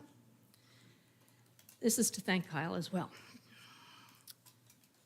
Thank you, Commissioner Kyle Becker, for your public service to Apopka. I'd like to start out with a few short quotes. Success comes to those who try. Success comes to those who are afraid to fail. Success comes to those who try and never tire. Kyle, you may not realize how many people in Apopka appreciate you. Sure, we didn't come to many or any city council meetings. Sure, we didn't write any emails to our council representatives on important city matters. And sure, we called out those same city council representatives on social media on all those important matters. But Kyle, you showed up. You showed up again and again, faithfully every Wednesday and to all those additional workshops. You listen, you give careful thought, you analyze, and then finally you vote for what is best for us on those important matters. We citizens are grateful to you for showing up. You probably don't even think you did anything special, but you made us realize how special you are for showing up for us when it matters. Okay. I met you 6 years ago for breakfast at Apopka's infamous Chuck Wagon, along with another Apopka friend. It was at your invitation to sit down, break bread, and listen to just a simple citizen's thoughts on this town, what was good, what was bad, and what could be done better. Never have I felt more heard and included than at this simple morning meal. Your eagerness to make Apopka better was refreshing after so many years of the same old sad rhetoric of how low or how a low millage rate is the way for Apopka to be successful. Could Apopka be better? With you at the government table, Apopka's future looked bright. Now, I am sad that Apopka did not elect you as our mayor, and time will tell what that decision means for our city. But that doesn't mean that the door is closed and that you stop caring for the city. You are raising your family here, just like many of us have, and will continue to have the same concerns for your family as we do for our families. I look forward to what is ahead for you, whatever it may be. I am so very grateful to call you my commissioner and a friend. Success comes to those who try. Success comes to those who are not afraid to fail. Success comes to those who try and never tire. Kyle, you are my definition of an Apopka success. Thank you.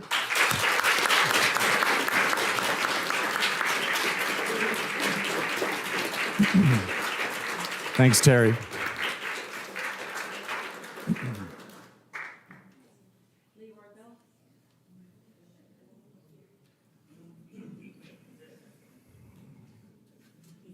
Leroy Bell, 2308 Blue Meadows Court.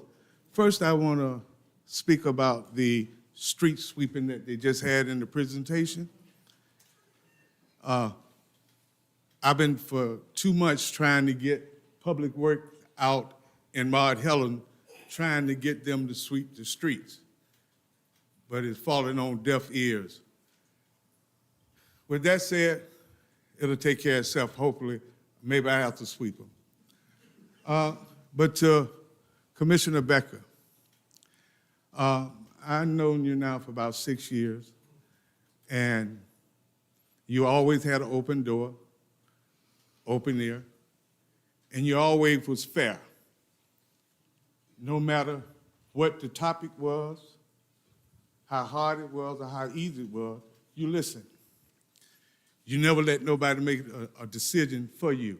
You always made a decision for yourself and what was best for not just me, but for the city of Apopka. You're a class act. When you leave here tonight,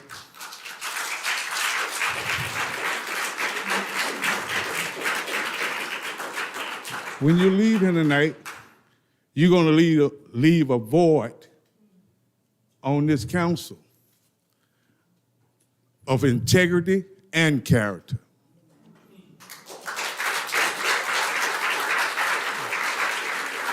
I just hope and pray that the man that's coming behind you, Mr. Nestor, is up for the task. I hope that he questioned everything like you. And just remember, you still my commissioner.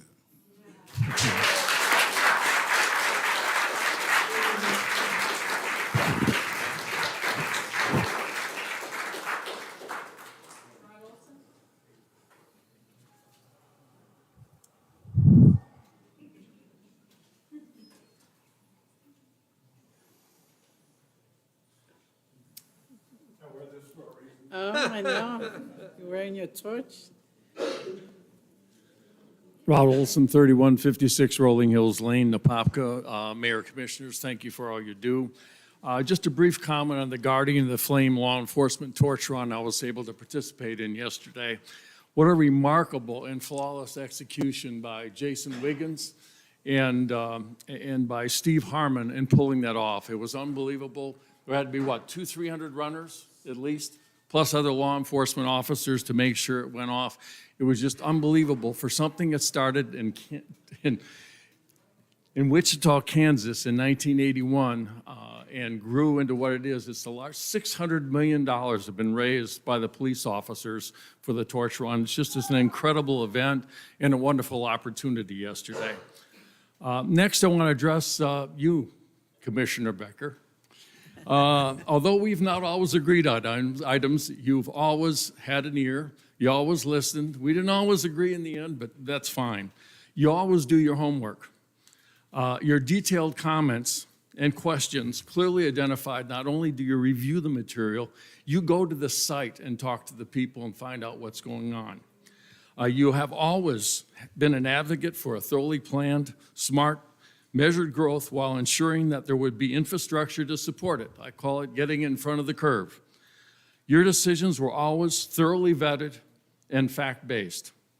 You can't ask for more than an elected official. It's been an honor and a privilege to work with you. I wish you the very best. Look forward to your continued involvement with the city in whatever capacity you choose to do it. So thank you very much, Commissioner. Thank you.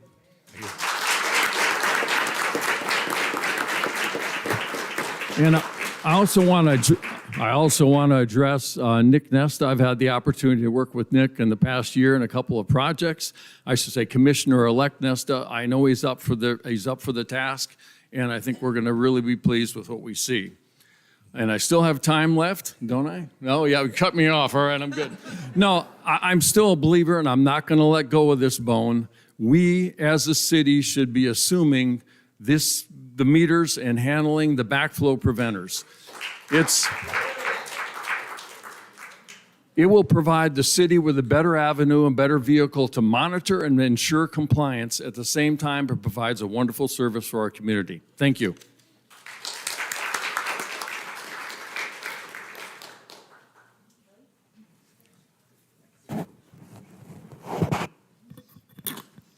Kelly Becker, 1388 Kentla Road. I will try to get through this. It has been quite the ride over the past 6 years, and you put your everything into this role. Your passion for connecting with the people of Apopka was shown each time you sat up on that dais, and you never wavered in your convictions. One of my favorite pictures of you is when you're knelt down in front of a little girl. I think it was at a Halloween city event. I think that picture perfectly captures your empathy and your morals, not only as a father and a husband, but also as a commissioner. You meet people where they are. You look them straight in the eyes with compassion to listen and to help them as best you can. As Rod said, it might not always have been what they want to hear, but they knew why you did what you did and how you came to your conclusions. The role of public service and being a commissioner is not an easy one, I know, but you did it well. You didn't flow with the majority just because it would appease people. You asked the tough questions and made your own decisions based on the data and research you spent countless hours on. You did it your way. As a citizen of Apopka, I want to thank you for your years of service and dedication to this community. The girls and I could not be more proud of you. And as your wife, I look forward to the many new adventures into our future and the completion of a long-awaited honey-do list that's waiting for you. Love you. Love you too.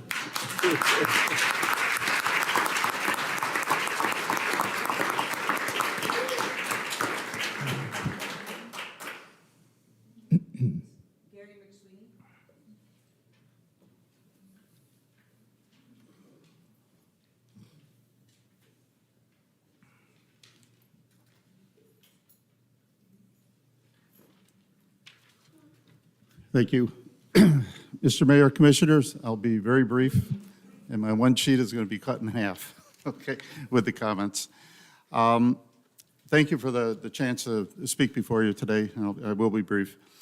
Kyle Becker, thank you for your service. I know everybody is ganging up on you to some degree tonight, but it's worthy, and everybody feels glad about your community service that you provided to this community. So may those that follow you follow in your footsteps, and I think we'll be a better community for it. My name is Gary McSweeney, and I'm the Vice President of Rock Springs Ridge Homeowners Association, the Board of Directors. I'm here today to officially inform the city that a letter of intent was signed yesterday defining our intentions to transact 51 acres of Kelly Park Road lands owned by Rock Springs Ridge in exchange for 319 acres of former Rock Springs Ridge Golf Course lands owned by the Golf Group organization. This non-binding letter will now allow both parties to conduct a 120-day due diligence review period to confirm the appropriateness of these lands to serve the proposed plans of each party. It is intended this investigation period will lead to the execution of a mutually agreeable land exchange agreement between the new owners at some point in the near future. And I will forgive my 3 paragraphs here that supplement that, but as stated, I'd like to thank you in advance for your continued support for our efforts. Okay, thank you.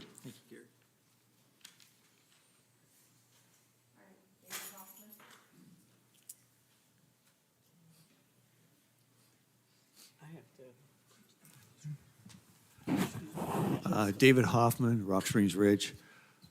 The comments I prepared for this evening are really more appropriately designed for a reconstituted city commission. I'm not going to go into why that would be. So I'm going to postpone what I have to say to a future city commission meeting. And I too would like to commend Kyle Becker for his service to our city. And I am familiar with what he has done over time. I would concur that he is to be highly respected for asking questions, doing his homework, digging deep, and trying to do the right thing for the city, all of the citizens in the city. An honorable person, and you'll be missed. Wish you the very best, you and your family. Congratulations on what you've done, and thank you. Thank you very much.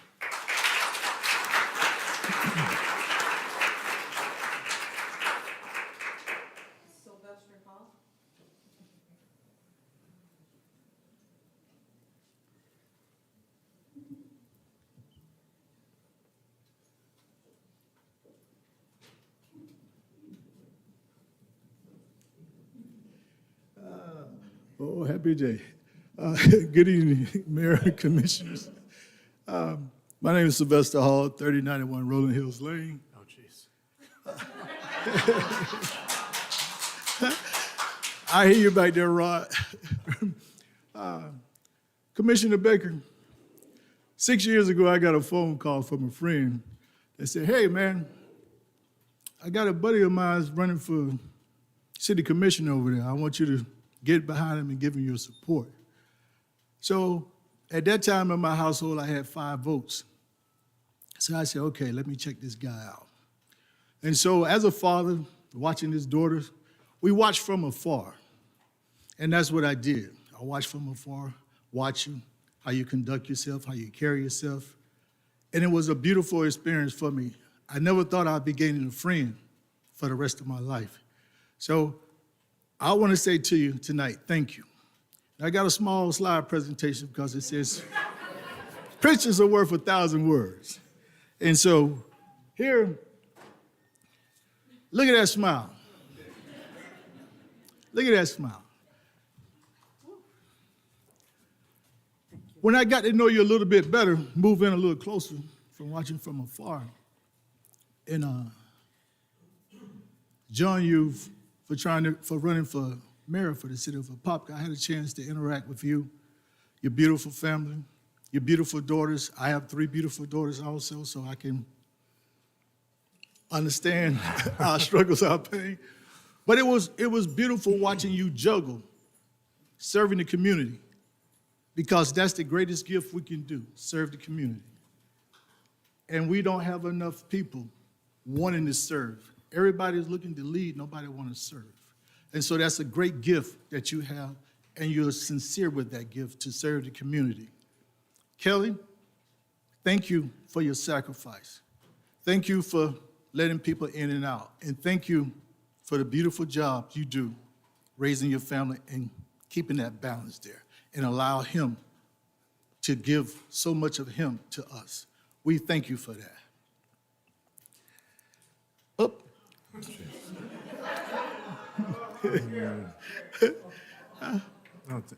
I want to also thank you because I'm kind of a personal person. And I sit back, and sometimes it's not right to judge, but I do judge. And I want to thank you for raising your 3 beautiful daughters. When we say these words, we look at that flag and we pledge these words. I pledge of allegiance to the flag of the United States of America, to the republic for which it stands, one nation, under God, indivisible, with justice and liberty for all. I thank you for not letting those be words to your beautiful family, but that's a way of life. And if we all did that, we'd have a better society. So thank you, and thank you, Cal, for raising your family in that order. Thank you. Now I want to say to you, your character. I'm big on character. I'm not perfect. You're not perfect. None of us are perfect. But when we fall, we try to do better. When we make a mistake, we can have the moral conscience to say, hey, look, I was wrong. And that's what I like about you. When you received this, you showed me your character by not responding. That showed restraint.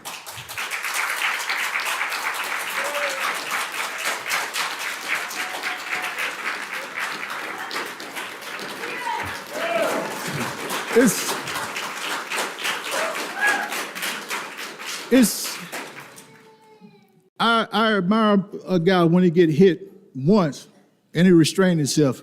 But when he get hit again and he restrained himself, that showed me your true character.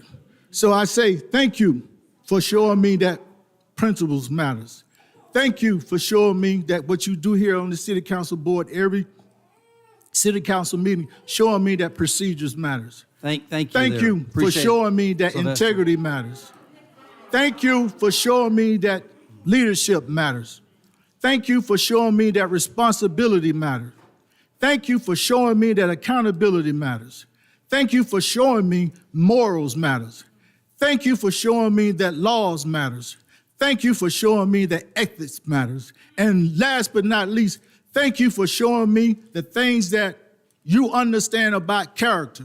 You can get to anywhere you want to be in this world with talent, good looks, knowledge, lying, cheating, but only your character is going to sustain you, and that you understand. Thank you.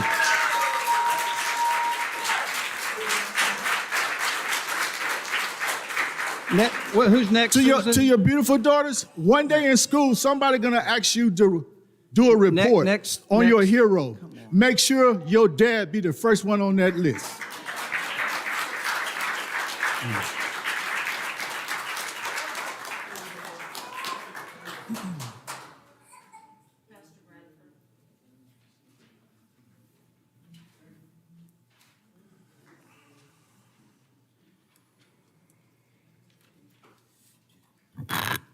Good evening, Pastor Hezekiah Bradford. I'm the president of the Apopka Christian Ministerial Alliance. I would also like to say to Kyle, great job. I text you and told you unbelievable. Your analytics, your facts, and all that you've used as a commissioner is second to none. I appreciate the 6 years that you gave, a small misunderstanding that the two of us had, but you was man enough to come and say, I apologize, because you know my character and I know yours. I appreciate your 6 years, but I'm here for another matter as well, okay? I don't want to drop the ball when it comes to the South Apopka community. I think that the commissioners, along with you, Mr. Mayor, should add into the budget things that would allocate making South Apopka better from here on out. I was listening at the first responders, and there's always money in the budget for our firefighters, for all of the other things that we feel that are important. I believe that the South Apopka community needs the same attention as any other part of our community. So even though I voted for you, I will be hard on you because I expect that we move forward in making South Apopka better. I won't let up because I know that you can do a better job along with the commissioners. I think all of you all can do a better job when it comes to the South Apopka community.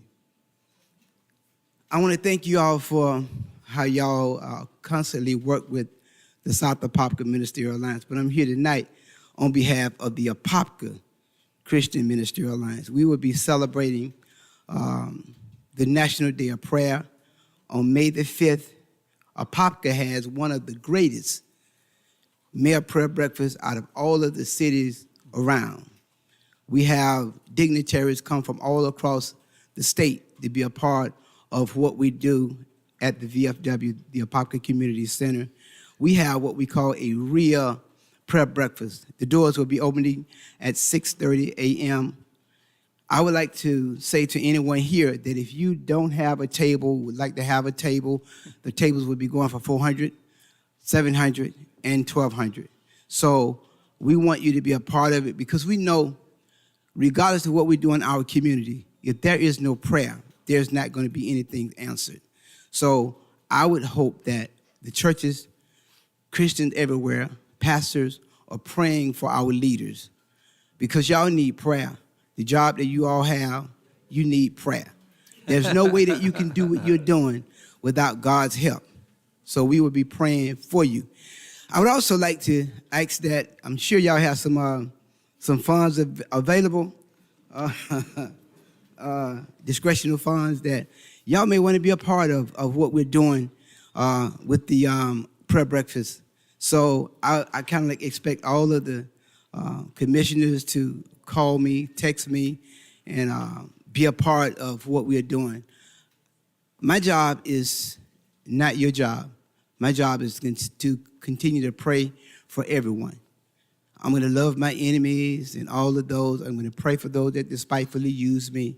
But at the same time, my job is to do what I'm doing now. So I'm asking that each and every one of our commissioners will look into your discretionary funds and be a blessing to the Apopka Christian Ministry Alliance. We look forward to having you at the Mayor Prayer Breakfast. Thank you very much. Thank you, Pastor. That's it? Okay.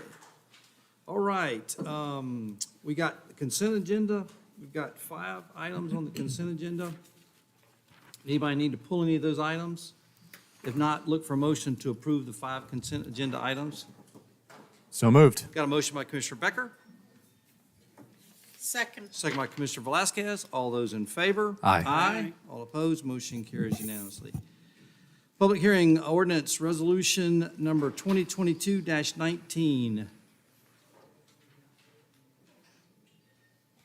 Resolution 2022-19, a resolution of the City Council of the City of Apopka, Florida, amending the budget for the fiscal year beginning October 1, 2021, and ending September 30th, 2022, providing for a budget amendment. Vladimir Ortega, Finance Director for the City of Apopka. Resolution 2022-19, amending the budget for the fiscal year beginning October 1st, 2021, and ending September 30th, 2022. The first resolution, the city received incidental reimbursement check in the amount of $27,840.75 for damage to a city control box on Arrow Parkway 424 that was struck by a vehicle. The amendment is to reimburse expenses to the Streets Division for the repairs in the amount of $1,645. That was the second amendment. The first amendment is the city received incidental reimbursement check in the amount of the $1,645 for damage to the city-owned fence at 14 Ellen Lane that was struck by a vehicle, and the amendment is to reimburse these expenses to the Street Division for the repairs. And the second amendment was for $27,840.75. The third amendment, it's on the meeting that was held on May 19 by the City Council that approved the staff to sign 50-50 grant amendment awarded to the city for the Land and Water Conservation Fund in the amount of $107,750 for the project total being $215,000, so that's half of that. And this amendment assigned funds for grant expenditures that will be reimbursed by the Florida Department of Environmental Protection for that $107,750. And this is the amendment total of $137,235.75 for resolution number 2022-19. Okay, any questions for Vladimir? Okay, not look for a motion to adopt Resolution 2022-19? So moved. Got a motion by Commissioner Velasquez, Second. second by Commissioner Becker. All those in favor? Aye. Aye. All opposed, motion carries unanimously. All right, before we get to city council reports, I just wanted to, because usually I go last, we don't have the attorney, we don't have Edward here as well. But I just want to say that, to Commissioner Becker, that you've made, you've challenged us, you've made us better, you've really, you've made a difference here in Apopka, and hope we've not seen you for the last time, and we want to thank you for your 6 years of service, and continue to see you around and about, and you know, congratulations on whatever your next role has for you. So thank you. And with that, I'll start down at the end with Commissioner Velasquez. Well, tonight is about our friend and our commissioner, Kyle Becker. So I'm always sitting all the way over here. First, I want to say this. I've worked with you through my first time as a commissioner from 2014 to 2018. And it's when I got to know you and got to kind of call you my little Einstein. Because the one thing I will say about him was his strength with data and financials. And a lot of times, each of us have different strengths up here. And I've always admitted that my weakness was always kind of finance and data. And I always relied on Kyle. And I knew that every time he came to the meeting, he would be on point with that. So that is something that is so correct. That will be a void in our dais here.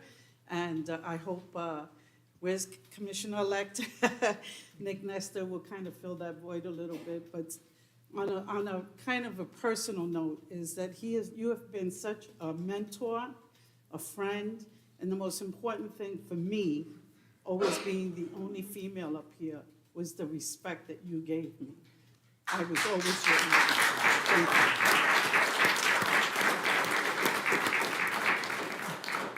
I was always your equal, and I appreciate that. And for me, that has always been very important.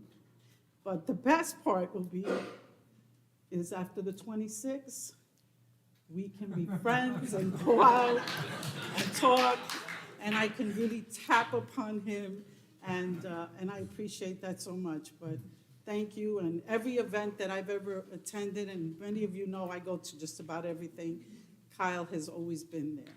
And thank you so much. Thank you. And thank you to your family, because I know the sacrifice that he makes, because we all make it, but especially to his children.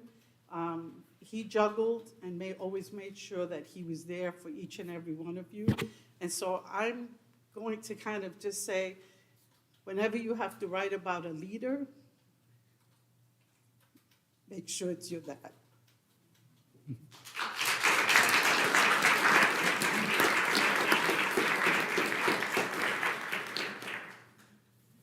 We both came in at the same time, and it was so fun being the vertically challenged one of the two. Yeah. And I appreciate that you're going to, help me not feel so short now. But, again, it's just an echo, really, in the room of the thoughtfulness and the depth that you've sought to bring to everything. That was always something that was looked forward to. We really work together in this, and it's what each person brings that really helps us come to good conclusions. And, again, there are differing viewpoints. I think that is healthy. I think that's good. And I think that we've always sought to utilize all of those things and really come to the best conclusion that each of us feel convicted for. But I was thinking about, I wish I'd have done this, but we have a new superhero title is Data Man. So I wanted to get a cake, but I didn't get it done. But you really do, you shine in those things. But I always appreciate the handshake. And there's that handshake that comes from your heart right down your arm, and I appreciate that. And so it's been a joy working together. And as Diane said, it's going to be fun to be able to get past this so we can just be friends. So anyway, thank you for your service.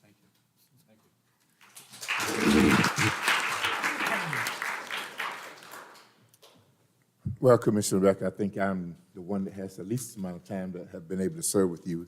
And these 4 years that I've been able to sit next to you have been very enjoyable as I've recognized and heard the things that you said. And I've always been taught you can always measure a man by his handshake. Your handshake has always been firm. You've always had that smile and that welcoming about yourself. And as I told you as we began this meeting, one good thing about your departing, now I've become the tallest man on the council. But watching you and observing the things that you have done while on the council, and you know that I have a special place in my heart for students. And when I noticed that you were giving the scholarship that you gave to students, that was one of the things that I picked up. I stole from you as well. And so I began to do the same thing. And it was just a pleasure to be able to stand on the stage with you and be able to reward students for their outstanding work. And when you invest in our youth, it's to invest in our future. And so I know that you have a lot more work to do that's ahead of you, and just continue to be the man that you are and the servant that you are. And just want to applaud your wife for allowing you to give of yourself and be a servant to this community. And I just want to warn you, that honey-do list, it doesn't get any shorter. Thank you for your service.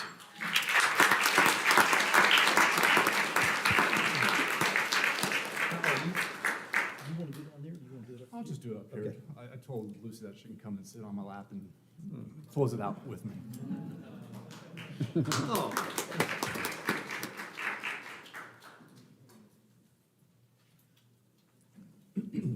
So you think I'll be able to convince this one to get in the agricultural class? Yeah, maybe. Well, Lucy is actually part of the founding student council for Wolf Lake Elementary. So she's going to be an elected official, not I, after 2026. All right. So in an interest of time, I didn't write a long-winded speech, so don't fear. But I did want to read, because I always find that whenever I speak from the heart, which I prefer to do, whenever I read the words in the Apopka Chief, the Apopka voice afterwards, I'm like, did I structure my sentence that way? I mean, I sounded weird. So I wrote the words down for tonight, and I just didn't want to miss an opportunity to say the words that I wanted to say. Ready? Okay. But first, I would like to extend my sincere condolences to the Land family. We had the loss of Miss Betty Land over the last week and a half. And, you know, I'm reflecting on 6 years of service tonight, which pales in comparison with the 60 years of service and investment in our city that she did under Mayor Land's tenure. So I wish the family comfort during this time of loss. With that said, it's proof that all good books come to an end. And while I'm not in the end of my personal book, tonight marks the closing of a spectacular chapter in my life. Right? I won't go all the way back to the once upon a time, but I you said I wasn't supposed to do this.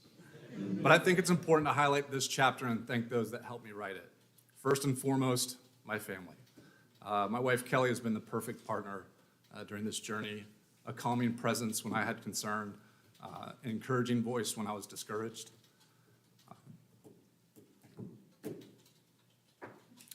If you do the job correctly, it's a significant time investment. Oh, man. And I just snorted. I make fun of Kelly for snorting when she laughs. I just cry snorted. And it's something that we knew going into it, especially with our daughter's formative years. I mean, Madeline was 8 years old when we started this journey together. And something I wanted to make sure that, our goal was to make sure that we were able to prioritize their interests and share all of life's events as a family while balancing my service to Apopka. And we did that. We succeeded together. And just to tell you again, I had no hope of not crying tonight. I grew up in an all-women household. My whole side of the family is women. My father-in-law, who's sitting in the second row, he's a crier. You know, you can admit it. But our daughters, Madeline, Emily, and Lucy, are the most important thing to Kelly and And we're so happy that they were able to be part of this journey, experience it with us, and really see the civic process in hand, see it in action. And so I took that to heart when Sylvester, Commissioner Velasquez said, you know, when you think of a leader, daughters look up to me. I never really thought about it that way, but it's just, you know, it's such a blessing for me. I'd also like to thank those that I've had an opportunity to serve with. You know, when I first came on council, Mayor Joe Kilsheimer, I'd like to thank Mayor, the late Commissioner Billy Dean. Talk about a booming handshake and an equally booming voice. I still joke to this day that I don't think he knew what my first name was. He just always said, "Hey, Becker," with that voice. Commissioner Alice Nolan, and then our current council, Commissioner Velasquez, Commissioner Bankson, Commissioner Smith, and Mayor Nelson. To your point, we've had our arguments up here. We've had differences of opinion, but as long as it's to make the best outcome possible, is what you know, I've always driven towards. Then there's staff. I'd like to thank city staff for putting up with all of my, again, to echo the point, requests for data, because there was many opportunities and requests that way. And more importantly, your willingness to allow me to challenge your thinking. You know me, I wasn't the type just to kind of take things for face value. I wanted to poke and prod your thinking, which I probably did a little bit more than you're liking. But you know, that's just the way it went, and I think we were all better for it. It was a mutual respect. But my biggest thanks really are extended to the employees that are in the trenches, who make this city run and keep our residents safe and healthy every day. Whether they wear a badge, bunker gear, an orange shirt, or a business suit, your contributions to the city are valued by me and all of the residents within Apopka. So hold your head up high. I know that, again, I think someone touched on it before, social media. We know what you all do, and you do it well. Over my tenure as commissioner, I've helped shape practical policy, at least practical in my mind. I guess that's up for debate. And always strive to get the right answer or outcome, not necessarily the quickest. Success comes in small and large forms. I celebrate all of those successes, whether they are large or big. And you know, there was many during my 2 terms as commissioner. Commissioner Smith touched on it before. I created the Seat for Good Scholarship, you know, play on words, serve in Seat 4. And it was about, you know, bringing Commissioner Aerosmith, my predecessor, you know, together we would present scholarship to a senior at Wekiva and Apopka that stressed a passion for civic engagement and community service.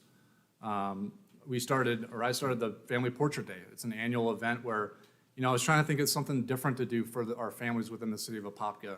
And it was just an opportunity for to say, you know, if you really think about it, what do you forget to do? You forget to take pictures of your own dang family and hang it on your wall.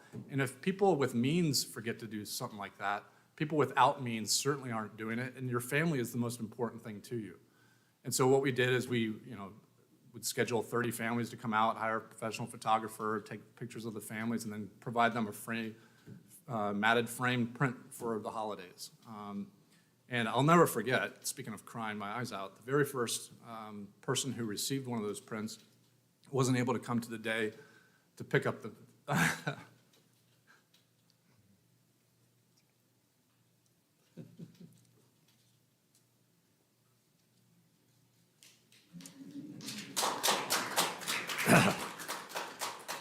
wasn't able to come and pick it up the day that we were giving them out. So I met her up at a convenience store and had it wrapped, and she just started bawling as soon as she opens the picture, like sees her family, like it's one of the first ones that she's had.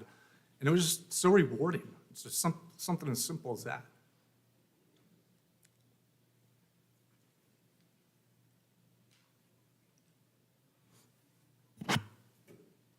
Kyle, you're making me cry from this end. I'll get through it. Just give me a second. No, I'm good. But, you know, we could sit here and go over a resume, and I don't want to do that. You know, again, it's all subjective of whether or not things were a good success, bad success, large, small, whatever the case might be. But what I took the most pride in, and I think it was discussed earlier, was, you know, I was responsive to the people who allowed me to serve as their representative. Whether you were old Apopka, new Apopka, Hispanic, Black, white, Florida State Seminole. Republican or Democrat, if you reached out for a need of any size, whether it was rights of way not being maintained or something larger, I always entertained that. I was responsive to the people that needed that. Because again, you never know how many times a person has engaged with a local city government. A lot of times people never do. And that one time that one person reaches out and it's their first time, and it's maybe their only time, you've got to provide that treatment as if it's the most concerning thing for them at that point in time and treat it that way. You have to treat their as important as they do. Or if it was simply something wanted to meet me for coffee. I don't think I ever turned down an opportunity except for this last one. And we had that conversation. But there was never a time where I said no because they were proverbially on the other side of the political fence or had different opinions of how to attack an issue, because there's always going to be differences of opinions and how to attack a shared problem.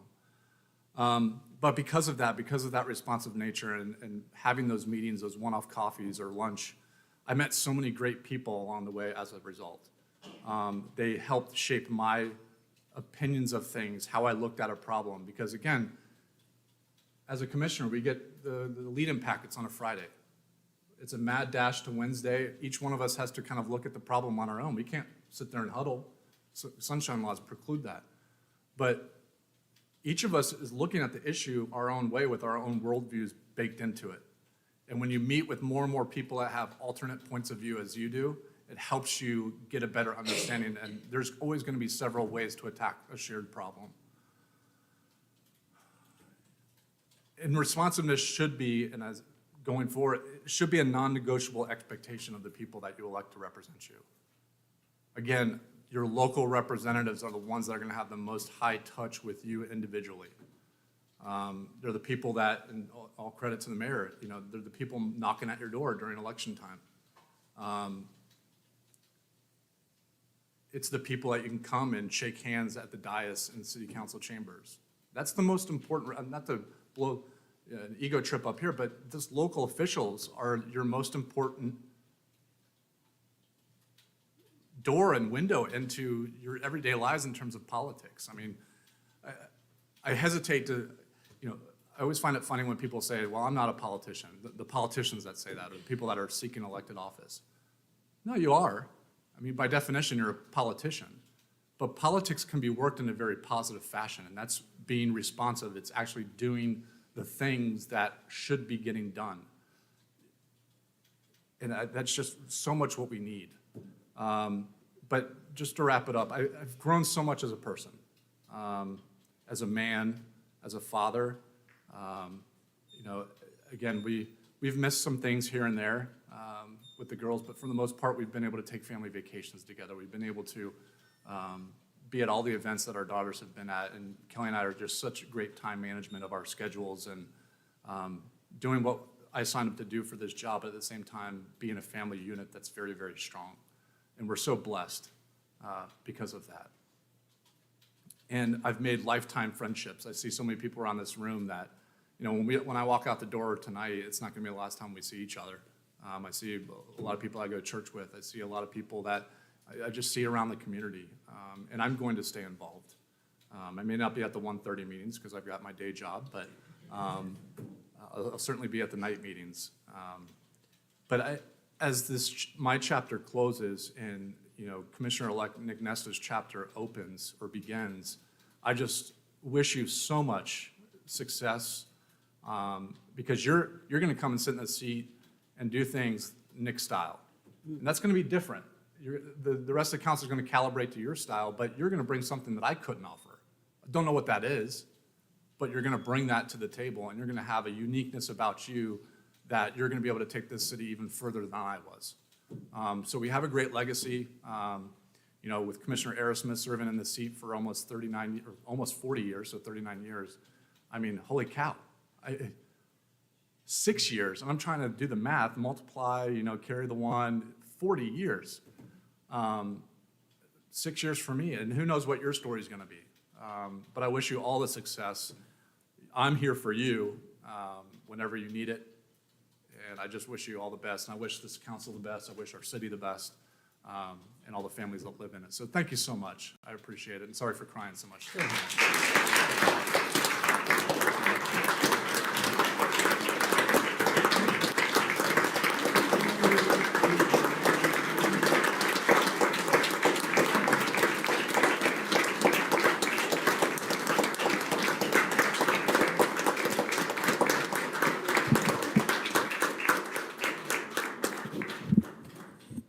Commissioner, would you like to get a picture of getting your, off the front of your, with the family? Yes. And then we'll close.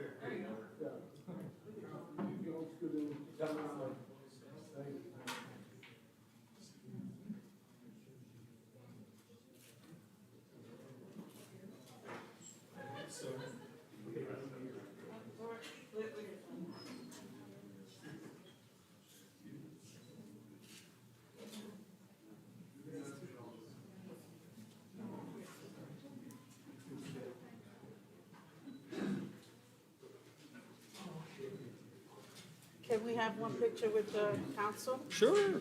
One picture, Kyle, with the council? Your other family. You want it down? You want down? Well, we wanna go down Let's this go way. down and,